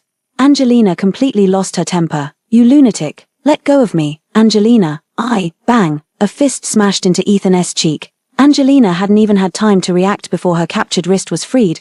"Are you okay?" It was an unfamiliar voice. Angelina looked up to see a man frowning at her reddened wrist, his expression almost seeming to be concerned. She didn't quite understand and didn't recognize the person before her. The next moment, she heard Fitch raging furiously from the side. Are you deaf to everything I say? I told you to stay the hell away from me from now on. He raised his fist aimed at Ethan's face, about to strike, when Angelina hurriedly stopped him. What are you doing? If he sues you, do you still want to stay in the military? Angelina was clear-headed. She would never let Ethan ruin her life again, nor her family's. Fitch pouted in grievance but didn't dare defy Angelina, obediently withdrawing his hand, without another glance at Ethan. She picked up the bouquet from the ground, and Angelina left with the other two for Franklin's house. Mr. and Mrs. Franklin were unexpectedly warm towards the comrade Fitch had brought back. Angelina didn't pay much attention, only knowing his name was Hugo. After dinner, I came alone to the pavilion, kneeling before the bare flower bed. She couldn't help thinking how ugly it looked. But she didn't want to plant lilies again. Just the sight of them made her uncomfortable. As she was lost in thought, Hugo approached and crouched beside her, thinking about what to plant. Angelina responded, about to speak when she noticed the rabbit charm hanging at his waist. Utterly mismatched with his appearance and demeanor, the stark contrast was downright jarring. Angelina couldn't help but laugh. This must have been a gift from a girl, for a guy to actually wear something like this. It must have come from someone really special, right? Hugo paused momentarily, watching the sweet curve of her smile soften his expression inexplicably. Clutching the little rabbit tightly, he nodded with unusual solemnity. Yes, from someone very important. Angelina tilted her head as she looked at the fluffy little bunny, warmth blooming in her heart. Unable to resist, she added a few more words. I used to love bunnies too. I remember someone gave me one once, a real, live one that could hop around, but that was so long ago, I barely recall it now. Hugo nodded, half understanding, a little curious. Used to. Does that mean you don't like them now? Of course not. Angelina shook her head without hesitation. Bunnies are adorable. It's rare to find someone who doesn't like them. Hugo's eyes inexplicably took on a meaningful look. The rabbit is adorable. Angelina was too focused on watching the rabbit to notice his peculiar expression. The next day, Angelina slept until the sun was high in the sky before getting up. Abandoning her previous white dress, she changed into something more brightly colored, only to run into someone who ruined her mood the moment she stepped out. Angelina, it's really you. So yesterday wasn't an illusion. Ethan sobered up at Edmund's place and came to stake out this doorway. Persistence paid off. He actually managed to catch sight of Angelina. The gloom of recent days instantly dissipated. Excited, he straightened his slightly disheveled collar, though his heart still pounded with lingering fear. Angelina, I know you're angry, and I know I was wrong, but next time, could you please not joke about life and death? I was so terrified. I thought you'd really died. Sorry, sir. You've mistaken me for someone else. Angelina coldly interrupted him, her eyes calm without the slightest ripple, as if facing a complete stranger. Ethan's smile nearly faltered as he frowned bitterly.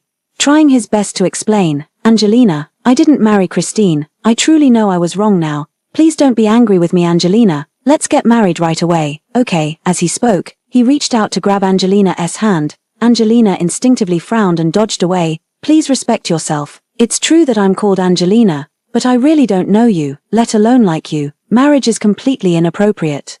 Not wanting to engage in pointless entanglement with Ethan any longer, Angelina decided to lay all her cards on the table. Let me put it this way. I'm the adopted daughter of Mr. Franklin and Mrs. Franklin. I do look very similar to Ms. Angelina, but I'm sorry. Sorry for what? The unspoken words that follow are all too clear. She is not Angelina, at least, not the Angelina who shared a soul-deep love with Ethan. Ethan, the smile that had barely surfaced on his face vanished in an instant. You're lying to me. There's no such miracle as resurrection from death, sir. These are all verifiable facts. If you don't believe me, you're welcome to investigate. Angelina, word by word, cruelly shattered Ethan's rising hope into pieces. He wanted to say more, but Angelina's patience had already run out. I have things to do, so I'll take my leave first. Ethan watched Angelina's retreating figure, speechless, but the resemblance was uncanny. He stared in a daze. And in that fleeting moment, it was as if he saw the Angelina from years ago. This is clearly a person. How could it not be? Ethan called his assistant with reddened eyes. Since when did the Franklin family have an adopted daughter? I want all her information. From that day on, Ethan would always linger around Angelina. Whenever she slightly turned her head, she would inevitably see him. As time passed, Angelina found it nothing but annoying and tiresome, yet she couldn't seem to shake him off. Is this person really that free, so idle that you don't even have a life of your own? Angelina struggled to suppress her emotions. As long as it didn't affect her normal life, he could do whatever he wanted. After all, it was Ethan's time being wasted, which had nothing to do with her. That day, Angelina had a slight cold and went to the hospital to register. Now that she was with her family, she paid extra attention to her health. Fortunately, the test results showed no major issues.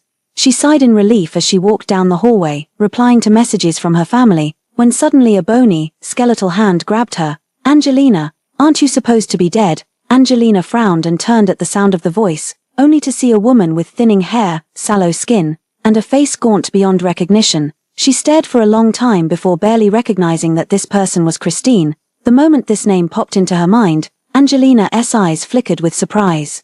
But only for an instant, returning to normal in the blink of an eye. She feigned astonishment as she looked at her, offering a polite yet strained smile. "Excuse me, do we know each other? Stop pretending." Christine wasn't having any of it, her glaring eyes venomous as a serpent's as she stared at Angelina, her hatred grinding between clenched teeth. "I knew you wouldn't just drop dead that easily. Angelina, do you have any idea what your little stunt cost me? My baby is gone, he's gone." The moment she spoke, Christine's composure shattered completely. She clawed at Angelina with desperate fury, her face ghostly pale and twisted with venom. Angelina was actually amused by her words. Shameless people really can take these 3 words to their grave. So what? Under Christine's venomous gaze, Angelina remained completely unfazed. "Miss, if you have brain issues, go see a neurologist instead of directing hostility at strangers here. Enough with the you and me talk. I'm very busy. If you need something, you can ask the nurses at the hospital. I don't have time to play games with you." Angelina deliberately emphasized the words "play games" with extra weight. With that, without waiting for Christine to respond, she turned and walked away. She returned home in the evening. The weather was gloomy, as if it was about to rain again. Fortunately, there are now 2 more men in the house. Fitch and Hugo were both transferred back to City H for work. Finding suitable housing in City H isn't easy, so Fitch invited Hugo to stay at their place. These days, the Franklin household has been bustling with activity. With these 2 around, she wasn't the least bit afraid of Ethan causing trouble. After dinner, Angelina took a shower. "I had just laid down on the bed with my phone when a friend request popped up on WeChat. The note said Hugo." Fitch promptly accepted. He'd helped her out quite a bit during this period. Surprisingly, she found herself getting along quite well with this Mr. Hugo. She had barely accepted the friend request when messages came through in quick succession, 2 in a row, the very first line being a self-introduction. "Hello, Hugo. I figured we'd be in touch often, so I got your WeChat from Fitch. Hope you don't mind." 2 very distinctive sentences. Angelina replied with a cat meme while unable to hold back her laughter. For some reason, looking at these 2 sentences, she couldn't help but imagine the expression on his face as he said them. Probably gentle and tender, with a hint of seriousness. Once the conversation started, it couldn't be stopped. Angelina was no social recluse, and as she was bored out of her mind, Hugo showed no signs of ending the conversation, so neither would she, until her consciousness grew hazy. Angelina still clung to her phone. At that very moment, a sudden gale howled across the horizon, followed by a torrential downpour that seemed intent on smashing through the Earth's surface. Angelina jolted awake, her body instinctively stiffening. She covered her head in terror and screamed, "Ethan!" Old habits die hard. The name escaped her lips before she could stop it. At the same moment, the balcony window was pushed open. Angelina opened her eyes at the sound and found herself staring directly into Ethan's pitch-black eyes. He stood on the balcony, drenched from head to toe by the rain, yet he seemed completely unaware, his eyes fixed solely on the figure curled up on the bed. "Angelina, did you just call my name?" Angelina tightened her grip on the blanket, her face deathly pale. Habits are hard to break. Fearing typhoons is one. Calling Ethan's name during typhoons is another. This has nothing to do with romance or love, it's just habit. But now, Angelina couldn't defend herself even with 100 mouths. She stared unblinkingly at the figure on the balcony, her heart pounding like a drum. Ethan had already regained his composure. Stepping towards her through the rain, Angelina resisted with a frown. "What are you doing? This is trespassing. It's illegal. Get out." But at this moment, Ethan could no longer hear anything. He stubbornly stared at Angelina, his brows furrowed into a deep crease, every inch of his face etched with agony. "Angelina, why did you lie to me? Is this my punishment? You clearly are Angelina. Why won't you admit it? Whether I am or not doesn't matter. Get out of here right now." Angelina was genuinely frightened. The man not far away had bloodshot eyes, staring at her unblinkingly, sending an inexplicable chill down her spine. In her panic, she grabbed her phone. The screen still displaying her chat history with Hugo, Angelina's heart trembled as she decisively made a WeChat call, simultaneously slowing her steps while edging toward the door. Ethan instantly saw through her movement, rushing over in a few strides to lock the door. She was the only one living on the second floor, and with the heavy rain outside, even if she screamed for help, no one would hear her. Angelina's heart sank to the depths. And now she could only pray that Hugo would answer the phone quickly. Angelina, don't push me away, Ethan choked up, tears mingling with the rain as they streamed down his face, burning his skin with their heat. I just missed you so much. You have no idea what kind of life I've been living without you, Angelina. I'd die without you. What do you even want from me? Angelina was utterly annoyed by him, between the stalking and the loitering at her doorstep these days.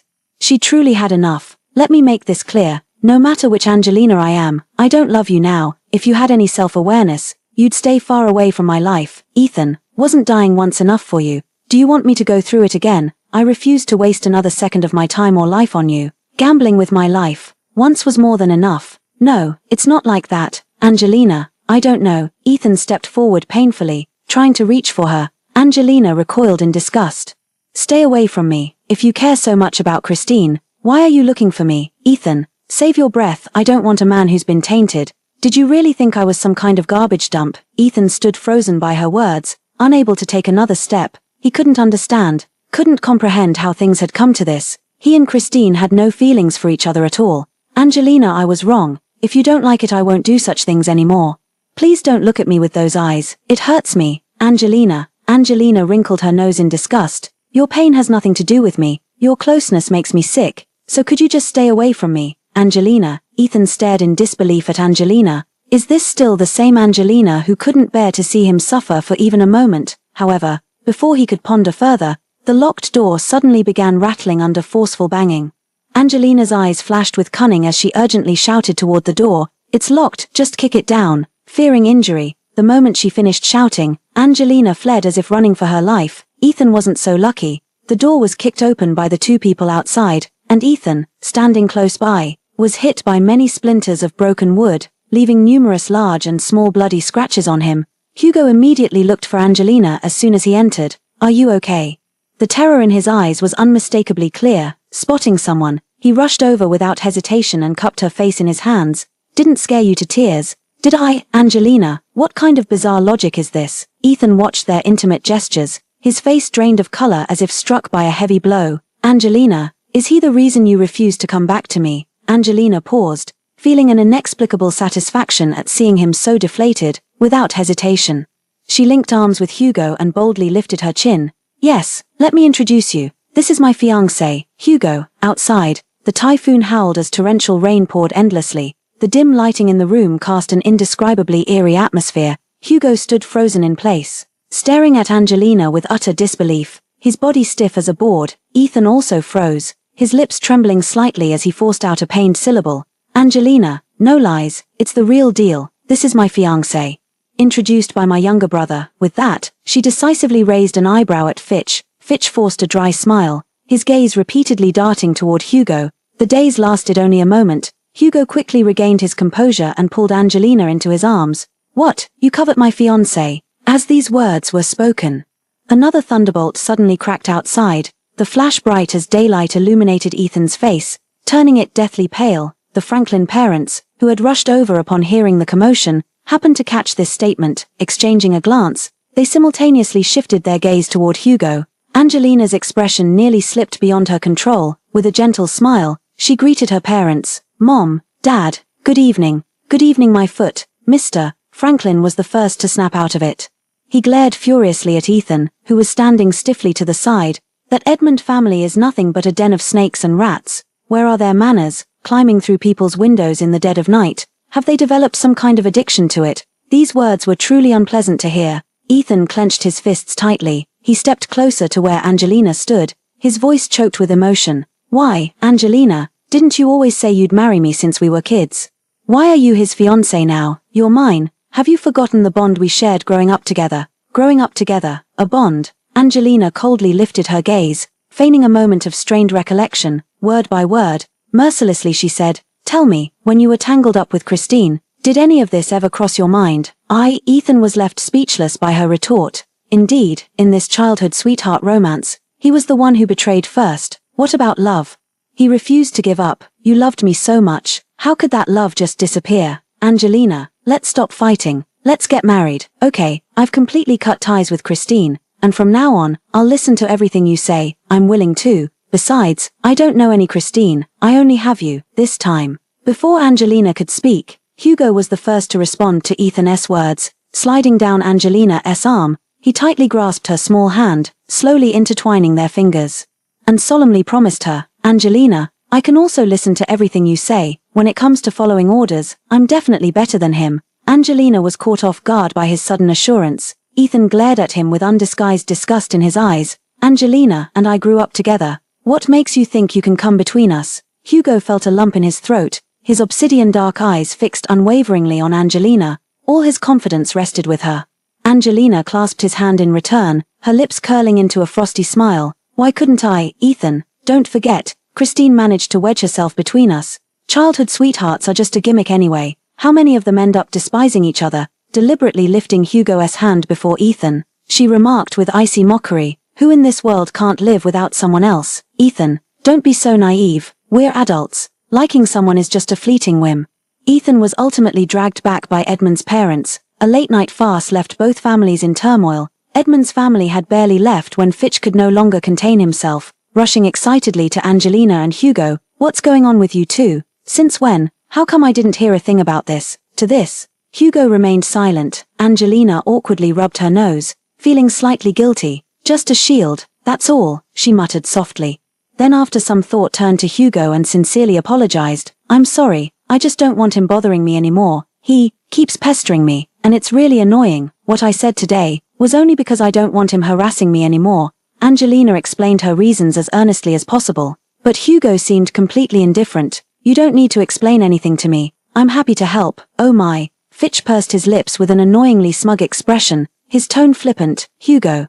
Why so serious? How fake? Sis, let me tell you, don't be fooled by Hugo's proper appearance. He's actually super scheming. Hugo, even the way he raises his hand to cover someone's mouth is so gentle and delicate. Looking at the struggling Fitch, Angelina suppressed a laugh and nodded gratefully at Hugo. You can do this in the future too. He suddenly spoke, simultaneously releasing his grip on Fitch. Afraid Angelina hadn't understood, he patiently repeated himself. My point is, if he bothers you again in the future, you can still use me as a shield. I'd be happy to help. After all, you have my WeChat. As he spoke, he raised his phone with a smile. There was no denying that Angelina's heartbeat was getting a little out of control. Thank you, sincerely. Angelina was struggling with how to bring this up with Hugo, never expecting him to mention it first. Hugo maintained his gentlemanly conduct to the end, accompanying her all the way to her new room on the 3rd floor before leaving. In the early hours of that morning, the Franklin family group chat exploded. Mrs. Franklin, Angelina, what's going on between you and that Hugo? Angelina knew this was coming. She sighed helplessly. Nothing. Just to make Ethan give up and stop pestering me. After a long pause, Mrs. Franklin tentatively sent a sticker first. Angelina immediately had a bad feeling. Sure enough. The next second she saw that message pop up. Angelina, Mom and Dad had a talk. After observing these past few days, we both think Hugo is a good person. Your brother also said Hugo is nice. If you have any thoughts, Mom and Dad will still fully support you. There's more than just Ethan in this world. After being back for so long, Mrs. Franklin still believed she liked Ethan, fearing she might impulsively fall back into that pit. No matter how much she explained, Mrs. Franklin wouldn't listen, and Angelina was utterly exasperated. Seeing that she hadn't replied for a long time, Fitch chimed in. Sis, what I said downstairs earlier was just a joke. Honestly, Hugo is really great. I've known him for almost 10 years, and he's a solid guy. With everyone in the group chiming in one after another, Angelina shook her head helplessly. After thinking for a long time, she opened Hugo's chat window. She typed into the message box, one word at a time. If my family members have said anything strange or done anything unusual to you recently, please don't take it to heart or feel burdened by it. Before she could send her message, Hugo beat her to it by sending one first, a screenshot of a WeChat Moments post, accompanied by an explanation. That person seems quite troublesome. Should we make a joint official announcement to make him back off? Angelina stared at those words over and over before finally comprehending them. On the other end, Hugo's message stopped after that question mark. Angelina thought for a long time, and finally sent a sticker of a kitten making an okay gesture. 3 minutes later, someone knocked on her door. Angelina climbed out of bed in confusion to answer it, only to find Hugo standing at the door, looking refreshed and energetic. Angelina yawned uncontrollably, fighting back sleep as she asked with bewilderment, "What's this about? Take a photo, Hugo said succinctly, pulling her into his embrace and raising his phone. Look up. Oh, Angelina was drowsy and dazed, docile as a lamb, doing whatever he asked of her. All right. Still just 2 words. Hugo politely released her and waved his phone at her. I'll send it to you later. Sounds good, Angelina agreed readily. Hugo, before leaving, made a point of checking the windows and then the door of her room, ensuring everything was secure before wishing her good night. Angelina felt a bit embarrassed, thinking she had troubled him particularly tonight. After a moment's thought, she sent him another thank you message on WeChat. Hugo readily agreed, sending her the photos he had just taken as well. The pixels were crystal clear. In the photo, her gaze looked slightly dazed, still carrying a hint of sleepiness. Meanwhile, Hugo beside her seemed to always have a light in his eyes, his tender gaze as he slightly tilted his head to look at her, brimming with affection. Oh my God, Angelina couldn't help but exclaim in amazement. Does this person look at everyone with such deep affection? Uninformed bystanders seeing this photo might genuinely mistake Hugo for being head over heels for her. She immediately posted the photo on her social media with a brief caption, "Official announcement, my newly acquired fiancé Tilda." After sending the picture, Angelina could no longer hold back, tossing her phone aside and burying her head in sleep. Her friend circle wasn't large. This was a new WeChat account she'd opened after faking her death, but she had added Ethan, specifically including his WeChat. Words alone meant nothing. Now that she'd made it official, he should finally give up. By the time she woke the next morning, daylight already brightened the horizon, having changed beds. Angelina clearly didn't sleep very well. After lazily washing up and changing clothes to go out, she reached the door only to bump right into Hugo, who was carrying breakfast upstairs. Morning, Angelina naturally greeted him. Hugo smiled wider. Morning, perhaps it was the sunlight. Angelina always thought Hugo looked particularly handsome when he smiled, with lips red and teeth white, like some enchanting male fairy. She couldn't help but steal another glance. Hugo's smile deepened instantly, his dark eyes gleaming as he looked at her. Where would you like to have breakfast? Downstairs or upstairs? Angelina froze in place. This breakfast in your hand, is it for me? Hugo showed no trace of embarrassment. When she asked, he answered truthfully, yes, it's for you. After all, we're nominally engaged now. Just getting used to it in advance. Angelina was amused by his words. What's this about? We agreed it's just nominal. How can I accept this without feeling awkward? Don't you like it? The smile faded from his face. Hugo looked somewhat troubled. Then what kind of relationship style do you prefer? Tell me about it. I'll study hard. There should still be time. He said it with such seriousness. Angelina couldn't help but laugh. Why so serious? Let's just keep interacting the way we always have. The usual way. Hugo tightened his grip on the tray, pressing his lips together without another word. Hugo seemed particularly attentive to her. Even though he rarely spoke at the dining table, Angelina could sense his gaze subtly lingering on her. Not just her, Fitch noticed too, crossing his legs with a mischievous grin. Hugo, you're not actually falling for my sister, are you? What's with staring at her during breakfast? Does her face fill you up? Hugo's ears turned slightly red at his teasing. After the meal, Angelina returned to her room alone, and as if on cue, her phone immediately rang, an unlisted number.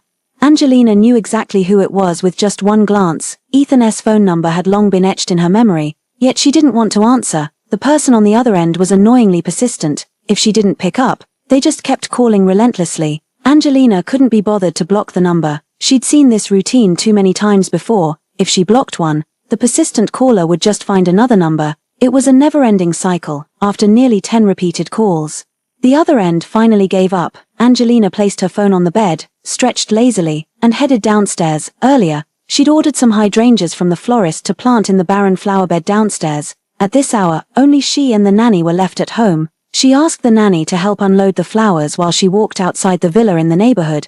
The last time she saw this wall, it looked quite bare. She always thought planting something would make it look nicer.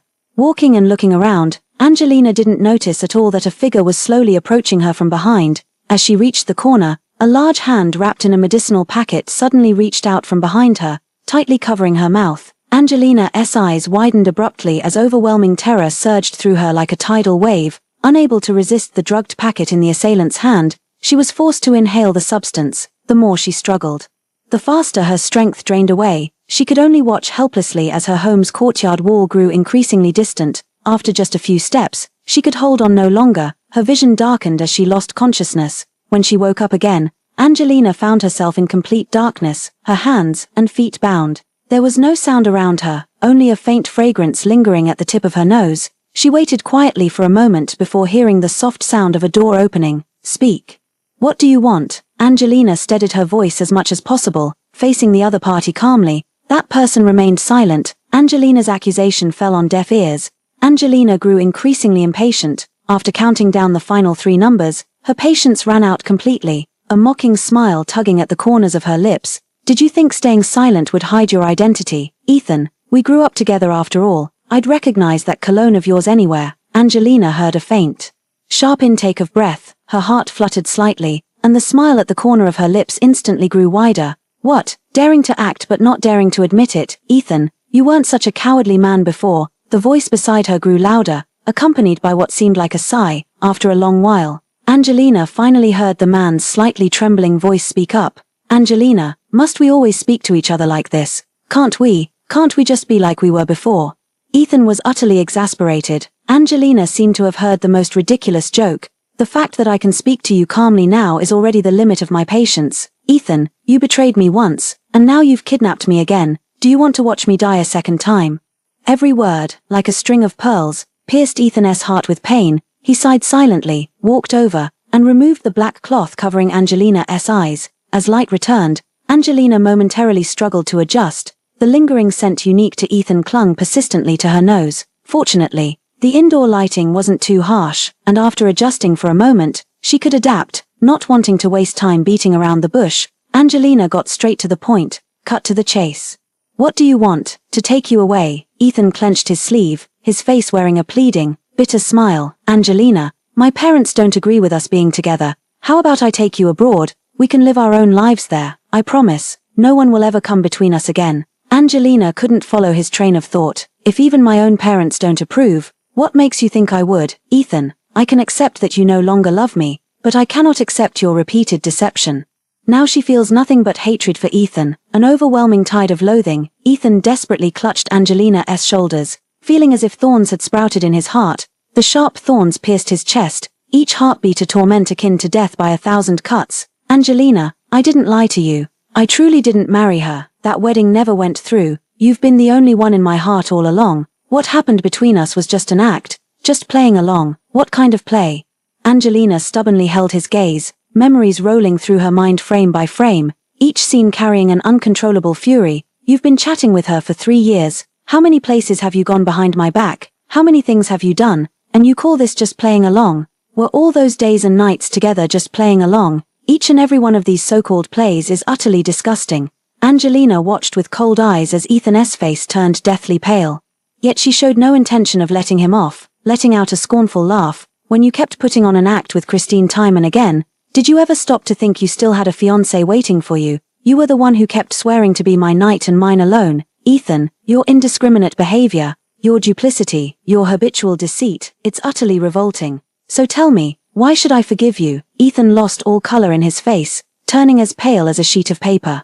He looked at Angelina in disbelief. She knew all of that. That's why she didn't want him, preferring to be with a man she just met rather than choosing him. Ethan fell silent. The already eerily quiet room grew even more sinister and terrifying. Angelina gazed coldly at him, her eyes that once held boundless love for Ethan now brimming only with endless disgust and impatience. Ethan tentatively searched her eyes, hoping to find even a trace of their former affection, but there was nothing. Absolutely nothing. Angelina radiated an icy coldness toward him, an endless chill that froze Ethan's heart with aching pain. "Is there anything else to say?" Angelina, her tone was cold, like the snow clinging to winter plum blossoms, falling to the ground with a dull thud. Ethan, he found himself utterly speechless. His throat seemed gripped by an invisible hand, limbs turning weak as overwhelming helplessness nearly consumed him whole. Angelina suddenly felt a pang of regret. Regret for admitting that she was indeed Angelina, but she knew she couldn't hide it forever. Ethan knew her too well. Since childhood, he'd understood her habits and preferences better than even her parents. With him constantly by her side, she realized he'd inevitably find out sooner or later. Annoyed. So annoyed. Angelina had never imagined that one day, being with Ethan would feel like torture. Every minute feels like torture. "Let me go, Ethan. Wouldn't a clean break be better?"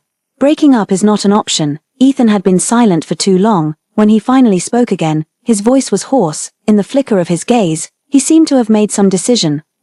Angelina, that was definitely not a good decision for her. She saw with her own eyes a flash of determination vanish from his gaze. Angelina felt a momentary panic, frowning sharply as she glared at him. "Ethan, don't you dare do anything reckless. Let me go now before things spiral out of control. Or I'll call the police. I swear I will. It won't come to that." Ethan gently reached out to caress her face, his voice as tender as it had always been when he spoke to her. "Angelina, you're just too angry right now. You wouldn't abandon me. Don't you remember? You said you'd marry me, Ethan." Angelina's eyes reddened as the nylon ropes binding her limbs bit painfully into her skin.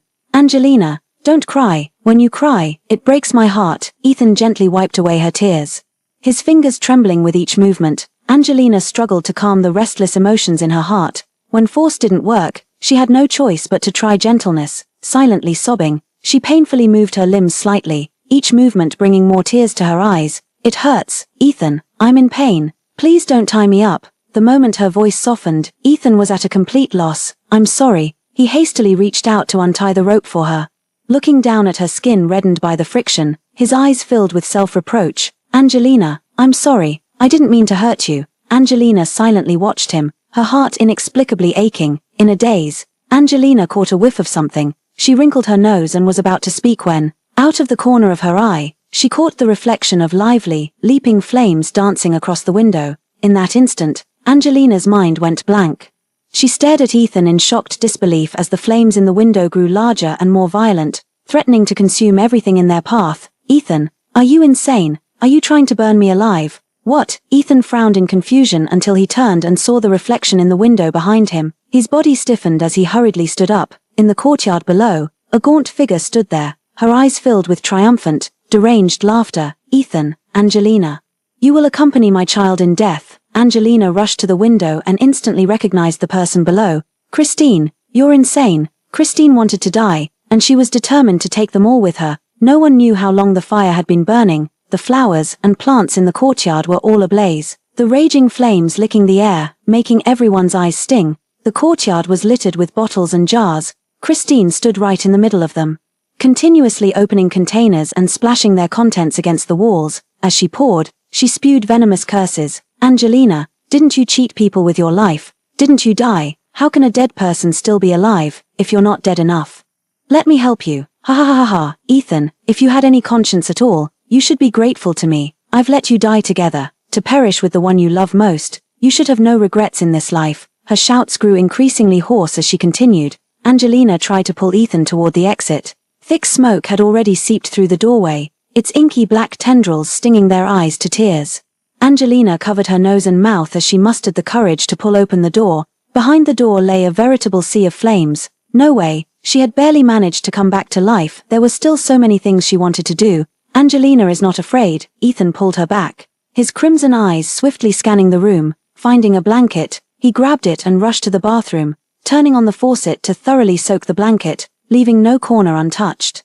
Angelina maintained a calm expression, but her trembling fingertips betrayed the terror in her heart. Without delay, she rushed into the bathroom to assist Ethan. In the face of life and death, what room is there for so much hatred? Life is what matters most. If you lose your life, you truly lose everything. In the courtyard, Christine's agonized screams could already be heard. Angelina rolled her eyes in irritation. "Madwoman, you want to die and drag others down with you. What a twisted mentality." "All right." Ethan focused on soaking the quilt in water. Together, they pulled the quilt out of the water and draped it over themselves. Just before the door opened, Ethan suddenly fell silent, tilting Angelina's head to plant a kiss on her temple. "Angelina, I'm here. I won't let anything happen to you." He smiled calmly. "I said it. I'll be your knight for life." Angelina remained silent, her heart, already shrouded in fear, sinking even deeper. She didn't understand why Ethan's words could still sting her, even after she'd let go of her feelings for him. But the current situation left no room for further thought. "Let's go." Ethan grabbed her hand and pushed the door open. An overwhelming wave of thick smoke followed immediately. As far as the eye could see, there was nothing but choking black fumes and the blinding glare of flames, with scorching heat blasting against their faces. Angelina had to crouch as low as possible to avoid inhaling the dark smoke. Ethan held her tightly in his arms. Amidst the crackling of flames, she heard the man's muffled groans of pain several times, yet his embrace never loosened even slightly. As they neared the exit, Christine's voice suddenly drew close. "None of you shall leave." A hoarse voice seemed to emerge from the depths of hell. Angelina frowned and looked up, only to see a flaming humanoid figure charging toward them from not far away. The scene was utterly shocking. Angelina felt her heart leap into her throat. Ethan pulled her aside in a swift dodge, but the fiery figure refused to relent, howling as it continued to lunge at them. Angelina clutched Ethan's hand tightly as the fire in the house grew fiercer, struggling to make out the door's location. She had just spotted it when the cotton quilt covering her was suddenly yanked back with desperate force. "You all must die," Christine's voice cracked with panic, startling Angelina badly. In this smoke-filled room where nothing was visible, she and Ethan were quickly knocked to the ground by Christine. The impact made her release the hand covering her nose and mouth. Angelina inhaled a lungful of thick smoke, choking until her vision darkened and her throat burned as if sliced by a knife. "Angelina," Ethan panicked and pulled her into his embrace. Just as the two were about to stand up, Angelina suddenly saw something fall from above. She couldn't dodge in time, gritting her teeth as she instinctively tried to push the man beside her away, but unexpectedly Ethan pulled her into his arms instead. Taking the full brunt of the flaming pillar, the air in her lungs grew increasingly thin. Angelina was pinned beneath Ethan, suffering unbearable pain. Christine had stopped moving. And Ethan was motionless too. Overwhelming panic threatened to consume her again. But Angelina couldn't muster even a shred of strength. "Ethan, cough cough cough, Ethan, cough cough." She had no choice but to weakly call out to the man on top of her, one breathless plea after another, "Don't be afraid." After what felt like an eternity, he responded with great difficulty, his voice as faint as a wisp of air. Even so, he continued moving painfully, straining to shield Angelina in his arms. "I'm here, Angelina, it's going to be okay, it has to be, don't die." Angelina's eyes brimmed with tears. She heard the sound of flames licking skin, heard stifled groans, yet in her blurry vision, Ethan was still forcing a crooked smile for her. Believe it or not, a knight can protect his princess. Angelina wanted to call him a liar. Even when they were about to die together, he could still crack a joke. But she couldn't speak. Thick smoke filled her lungs. And her consciousness began to fade. In her final moment of awareness, she heard Ethan whisper hoarsely in her ear, "Trust me, a knight will always protect his princess, no matter what, even at the cost of his life." Consciousness plunged completely into darkness. When she woke again, there was no fire, no smoke, no Ethan. Angelina opened her eyes, her first reaction being pain, a searing throat and aching lungs. She couldn't suppress a soft whimper. "Mrs. Franklin rushed over at the sound of the voice. "Angelina, Angelina, how are you? Are you feeling unwell anywhere?" Meeting Mrs. Franklin's reddened eyes, Angelina shook her head. She wanted to say she was fine, that she was okay, but her throat hurt too much to make a sound. "Don't rush. Your throat hasn't recovered yet. Try not to speak for now." That voice belonged to Hugo. He stood by her bedside, looking rather haggard with dark circles under his eyes and a stubbled chin. Mrs. Franklin stroked her forehead and sighed. "Hugo has been by your bedside for 3 days and nights without barely closing his eyes. Angelina, when you're better, you must properly thank him." Angelina gazed at Hugo with a new trace of gratitude in her eyes. After her mind cleared, Angelina shifted her body slightly. It was only then that she realized, apart from some minor burns and the pain in her throat, she had no large-scale burns on her body, but the fire was so intense. It was already a miracle she survived. How could she possibly have no burns? In a daze, she remembered the voice that had spoken in her ear. "Ethan." She froze abruptly, an inexplicable unease stirring in her chest. From the moment she woke up until now, Mom hadn't mentioned the fire, nor had she brought up Ethan. She was saved, but what about him? "Mom, where's Ethan?" She glanced tentatively at Mrs. Franklin. Mrs. Franklin visibly stiffened, forcing a laugh after a long pause. "That boy from the Edmund family and the Edmund couple went abroad."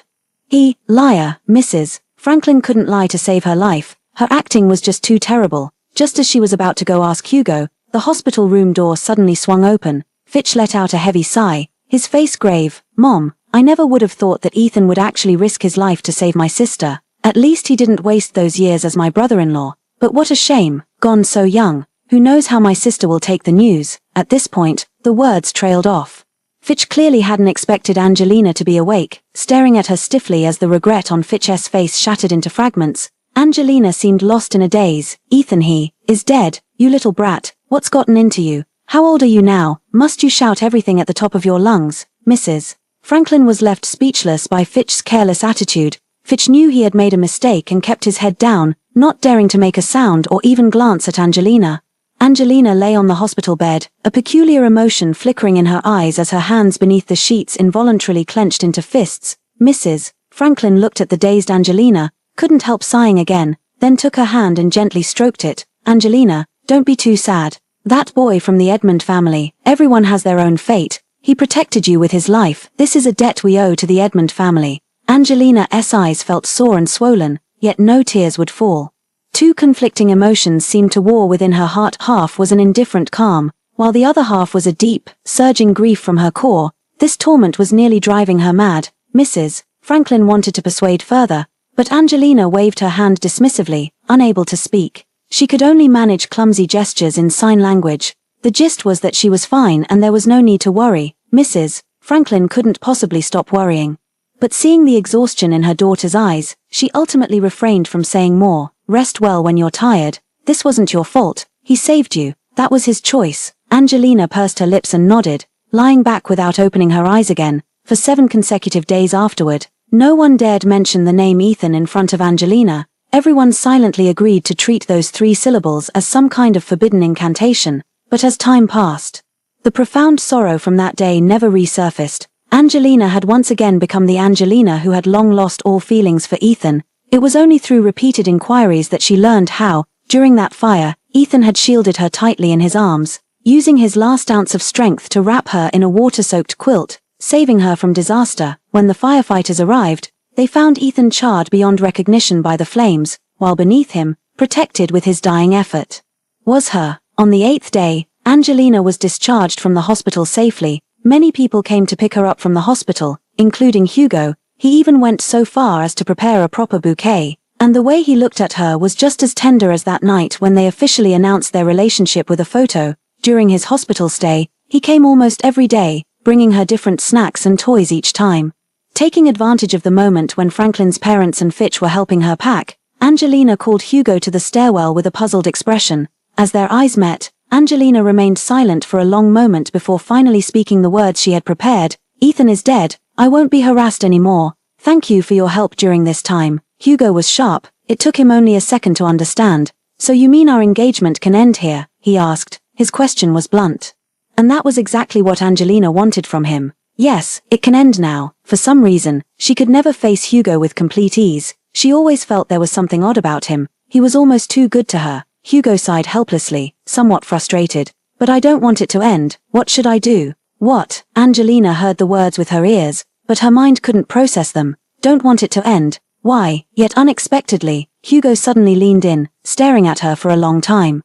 Finally, he let out a long sigh, as if resigning himself to fate. Angelina really doesn't remember me. Angelina was stunned again. What do you mean by that? She disliked playing guessing games with people. When she couldn't figure things out, repeated questioning made her feel like a fool. Hugo then took off the small rabbit pendant he always carried with him, spread his large hand, and presented it before her. This, you gave it to me once. No recollection.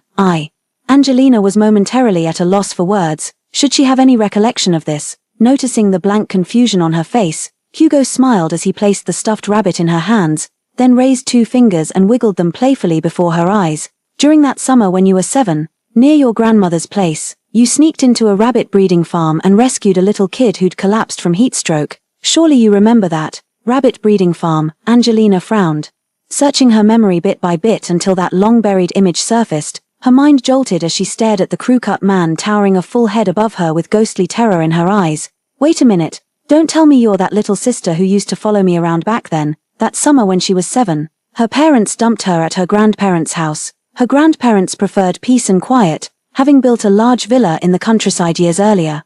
The villa was surrounded by numerous farms, with the closest being a rabbit breeding farm. Back then, she couldn't remember who told her, but one day she sneaked in and found a child leaning against the wall, barely alive. As a child, she was frail and sickly, but even after seeing many ill children her age in hospitals, she was still startled by that sweaty, pale-faced little kid. She called for help, and adults came to take the child to the hospital. It was said that if they had been just a step later that day, the child wouldn't have made it. Naturally, she became the child's savior. That whole summer, she led the child around to play. The kid was the rabbit farm owner's child, just a few years younger than her, and followed her around all day calling her big sister in the sweetest voice. When they parted ways later, the child gave her a little rabbit as a gift. In return, she seemed to have given a rabbit keychain. But wasn't that child a little girl wearing a floral dress? Comparing this buzz-cut man standing a head taller than her with the memory of that floral-dressed girl, Angelina's shocked pupils trembled. Hugo scratched his head sheepishly, his ears suddenly turning crimson. That was an accident. My mom always wanted a daughter back then, but she didn't want to have another child. So, she took advantage of me being young and dressed me in skirts all day.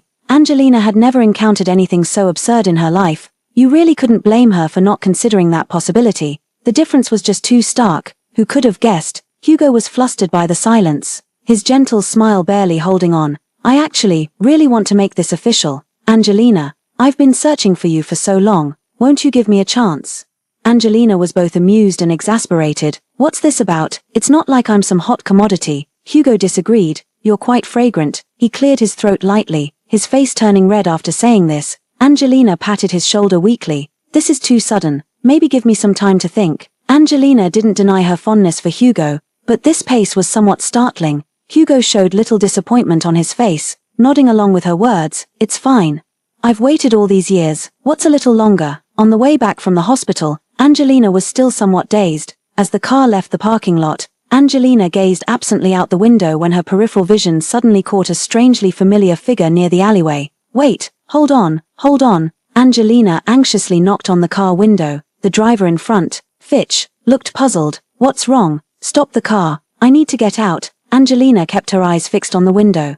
Afraid the person might disappear if she blinked, Fitch had no choice but to pull over to the side. Before the car even came to a complete stop, Angelina hurriedly opened the door and rushed out.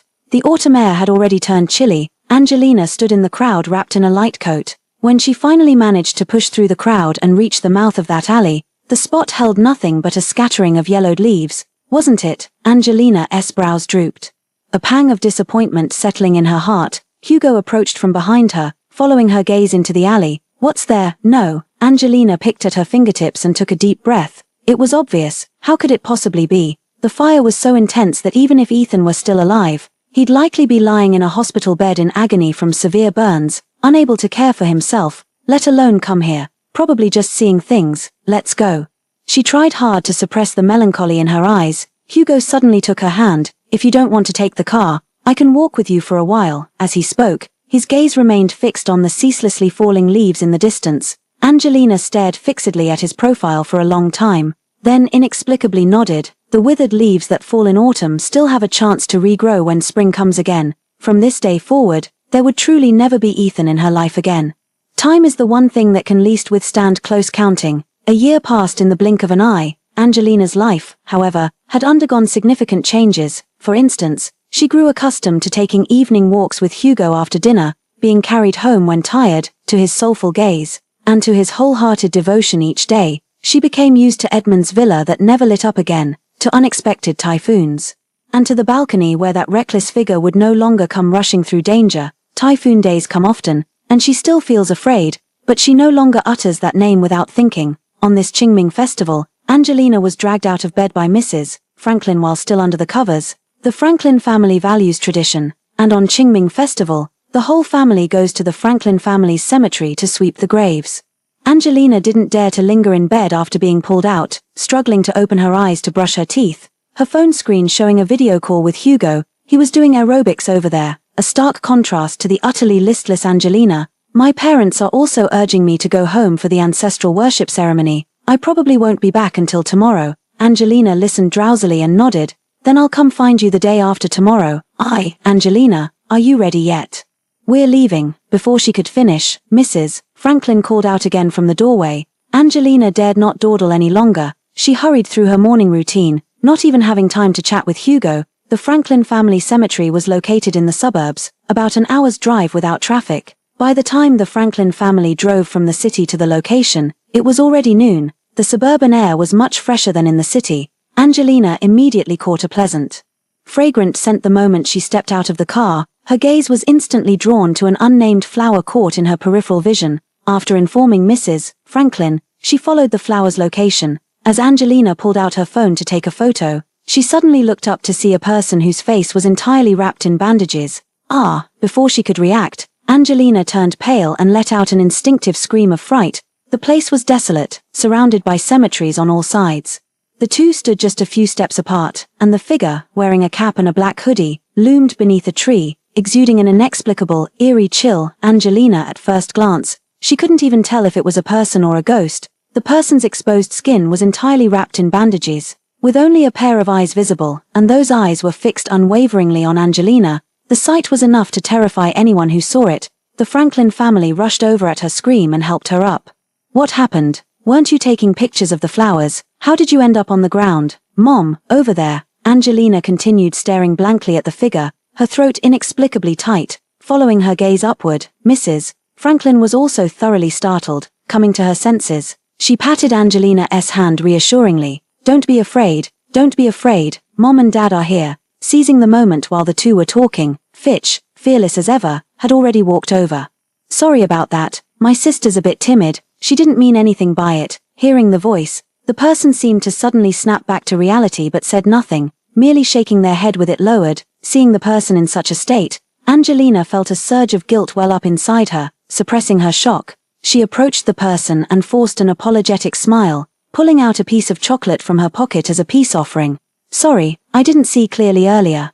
Please don't take it to heart. She kept her voice soft and her tone cautious, afraid that her recklessness might have hurt them. The man remained silent, but his gaze fell on the chocolate in her palm. His pitch-black eyes held an unreadable emotion. For a moment, the atmosphere turned peculiar. Mr. Franklin, Mrs. Franklin were about to step forward when an elderly man in a Zhongshan suit suddenly came running from nearby. Removing the pipe from his mouth, he apologized to Angelina with remorse. Ms. Angelina, my sincerest apologies. This is my relative's son named Jared. After some trouble happened in their family, the boy stopped talking and avoided people. I took pity on him and thought since there's nobody in this cemetery anyway, I might as well take him in. Didn't scare you, did I? It's fine. Angelina recognized the old man. He had been watching over the Franklin family's cemetery for many years. The Franklin family cemetery had dedicated living quarters, and he'd been staying there all this time. The old man smiled sheepishly, afraid the host might be displeased and drive him out. He slapped Jared on the head, frowning and scolding, quickly apologized to Ms. Angelina. Jared staggered a few steps from the slap, staring fixedly at Angelina. Angelina didn't need his apology and hurriedly waved her hands. Really, it's not necessary, I'm just easily startled. But Jared stubbornly walked up to her and spoke deliberately, word by word. I'm sorry. His voice was hoarse, like the sound of two rusted iron sheets rubbing against each other. Angelina froze for a moment, and by the time she regained her composure, his gaze had already shifted away, aimlessly fixed on the distance as if he had never looked at her. The Franklins were open-minded parents who didn't blame anyone for the incident and even agreed to let Jared stay. Upon learning that Jared had been sharing a bed with an old man for months, they specially had a room prepared just for him. Angelina had been secretly observing him all along. He didn't speak much, or more accurately, not at all. He hardly uttered a word, his palm clutching the piece of chocolate she had given him the entire time. Occasionally when their gazes met, he would startle for just a moment, but only a moment, before expressionlessly looking away again. She wasn't sure if it was her imagination, but Angelina felt an inexplicable sense of familiarity about him, a feeling that was indescribable. Why do you keep staring at him like that? Fitch was exceptionally sharp when it came to observation. From the moment that piece of chocolate was handed over, he noticed his sister's eyes never left the person. She always seized every opportunity to stare at them. Angelina felt as if she'd been caught doing something wrong, fidgeting. She touched her nose and deliberately turned her head away, pretending nothing had happened. I was just worried my reaction might have hurt them. Observing them afterward is just to make amends in time if needed. Fitch let out a scoff, clearly not buying it. Sis, let me tell you, you're now officially Hugo's fiancé. Don't be fooled by how tolerant he usually acts. He's actually super petty. You'd better not make him jealous. What are you talking about? Angelina's face turned crimson as she raised her hand to pinch Fitch's ear. Fitch dodged quickly, raising an eyebrow dramatically. I'm just telling the truth. Don't you remember last time at the bar, you just glanced at another guy, and the next morning those marks on your neck? TSK. Fitch. He really has no filter when it comes to speaking his mind. Thank goodness her parents weren't around right now, otherwise she'd have sewn his mouth shut with a needle. The two chatted idly, laughing between sentences, with no one noticing. Fitch had just finished mentioning the strawberry mark. Jared, when the hand by his sleeve clenched into a fist, he stood not far away, close enough that he didn't even need to eavesdrop on their conversation. Following Angelina's figure with his gaze, his eyes held an unfathomable sorrow. After sweeping the grave, it was already afternoon. The temperature in the suburbs was slightly lower than in the city center. Mr. Franklin and Mrs. Franklin were in no hurry to leave. Angelina wandered out along the road out of boredom. Just as she reached the cemetery gate, She looked up and saw Jared walking ahead with a basket in hand. Pursing her thin lips, she didn't call out to him, but instead followed his steps, keeping a measured distance. He wasn't walking very fast, with a slight limp in his gait. Only when they reached a small stream did he finally stop.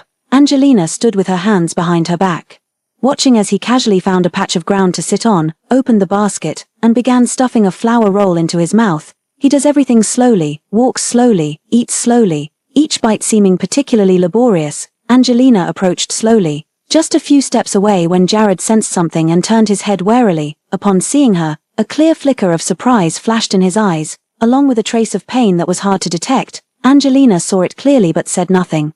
Continuing to walk toward him with her hands behind her back. Why not join us for dinner? The old man's cooking is way better than that steamed bun you're holding. His fingers tightened around the bun. Jared's gaze grew unfathomably deep. Having guessed he wouldn't answer, Angelina simply sat down beside him. Twirling a foxtail grass stem between her fingers, she said absently, "You picked a nice spot here, peaceful as can be." Angelina continued speaking to herself. Having assumed he still wouldn't respond to her surprise, Jared turned his head slightly and gave a quiet hum. "When the weather gets warmer, there'll be fish in the water, it's more pleasant then." He rarely spoke this much. Angelina listened quietly, no longer finding his voice grating or startling at the sight of his bandages. After staring at his bandaged hand for a long while, Angelina suddenly looked up and met his eyes. "Does it hurt?" Jared startled.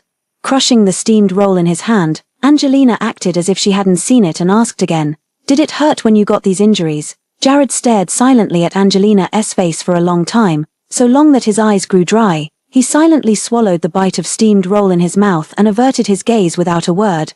Angelina kept staring at him without moving. Perhaps feeling uncomfortable under her gaze, Jared took another quiet bite of the steamed roll before murmuring 2 words.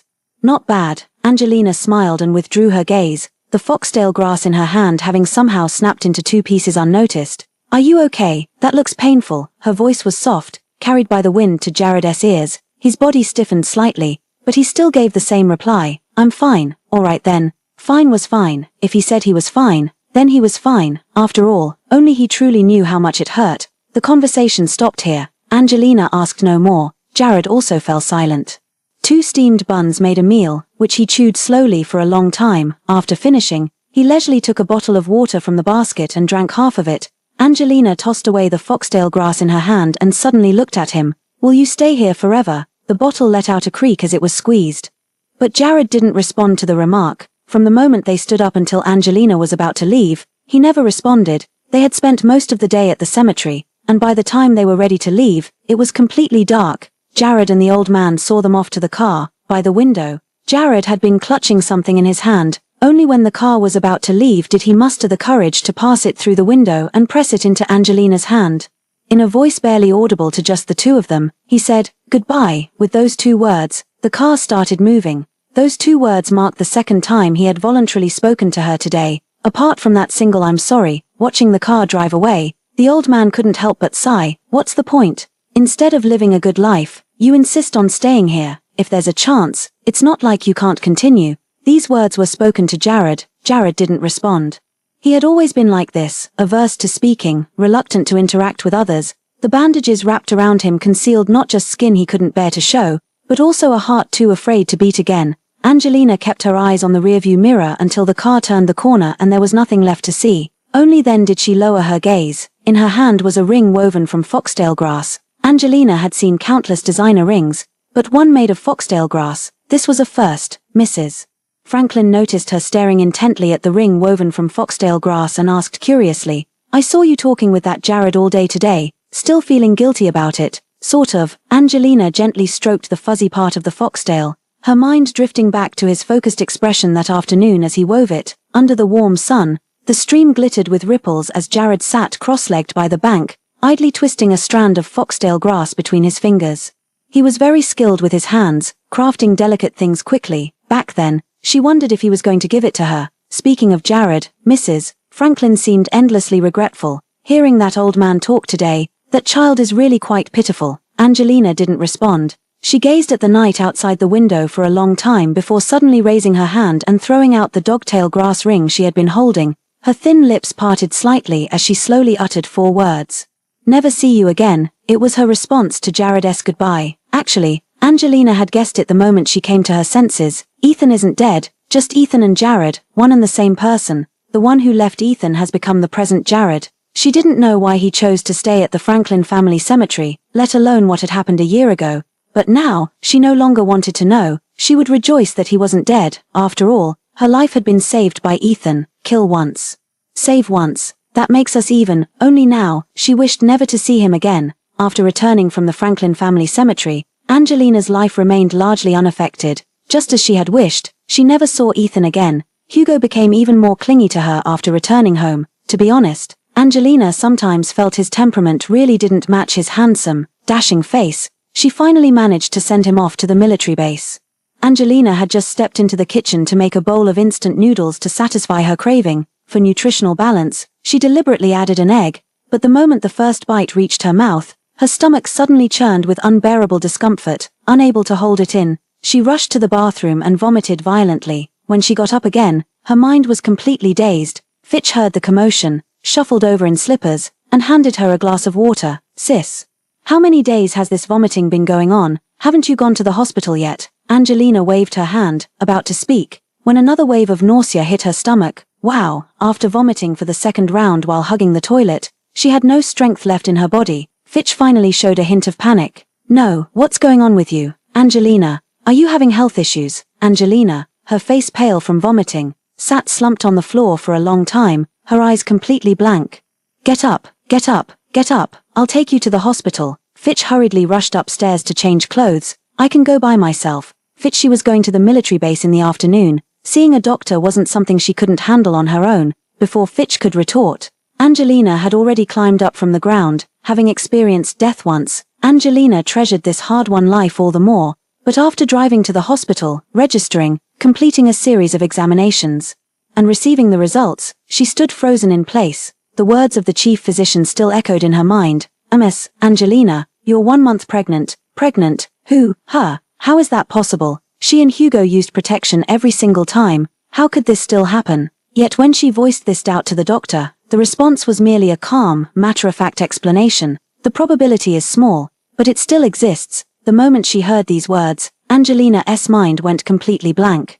This child came too suddenly. She wasn't prepared at all. Besides, Hugo hadn't even proposed to her. Pregnant before marriage? What kind of situation was this? Sitting in the hospital lobby holding the ultrasound report, Angelina had nothing but confusion in her eyes, until a voice sounded beside her ear. "Are you feeling unwell?" The voice sounded familiar. Angelina looked up at the sound and sure enough saw Ethan covered in bandages. No, now he was Jared, somewhat unexpectedly. Angelina had thought they wouldn't meet again, never imagining they'd cross paths here. She stood up, forcing a smile, and instead of responding to his remark, tossed the question back. "What a coincidence. What brings you here?" Jared shook the transparent bag in his hand at her, likely forcing a smile beneath the bandages. "I'm here to pick up my medication. I come every month." Angelina understood and was about to speak when someone suddenly bumped into her from behind. "Watch out." Jared quickly reached out to steady her. The ultrasound slip in her hand wasn't so lucky. It fluttered to the ground and was trampled by several passing feet. Jared steadied Angelina, then crouched to pick up the slip. Just as he was about to hand it back to Angelina, his peripheral vision caught the information printed on it. A single glance froze him in place. "You're pregnant." Angelina was surprisingly composed. After taking the form, she gave him a gentle smile. "Yes, just confirmed." 1 month along, as she spoke, her hand rested on her still flat abdomen. Though the little one had come unexpectedly, she felt no resentment toward it. In stark contrast to her tender smile, Jared's eyes visibly flickered with anguish.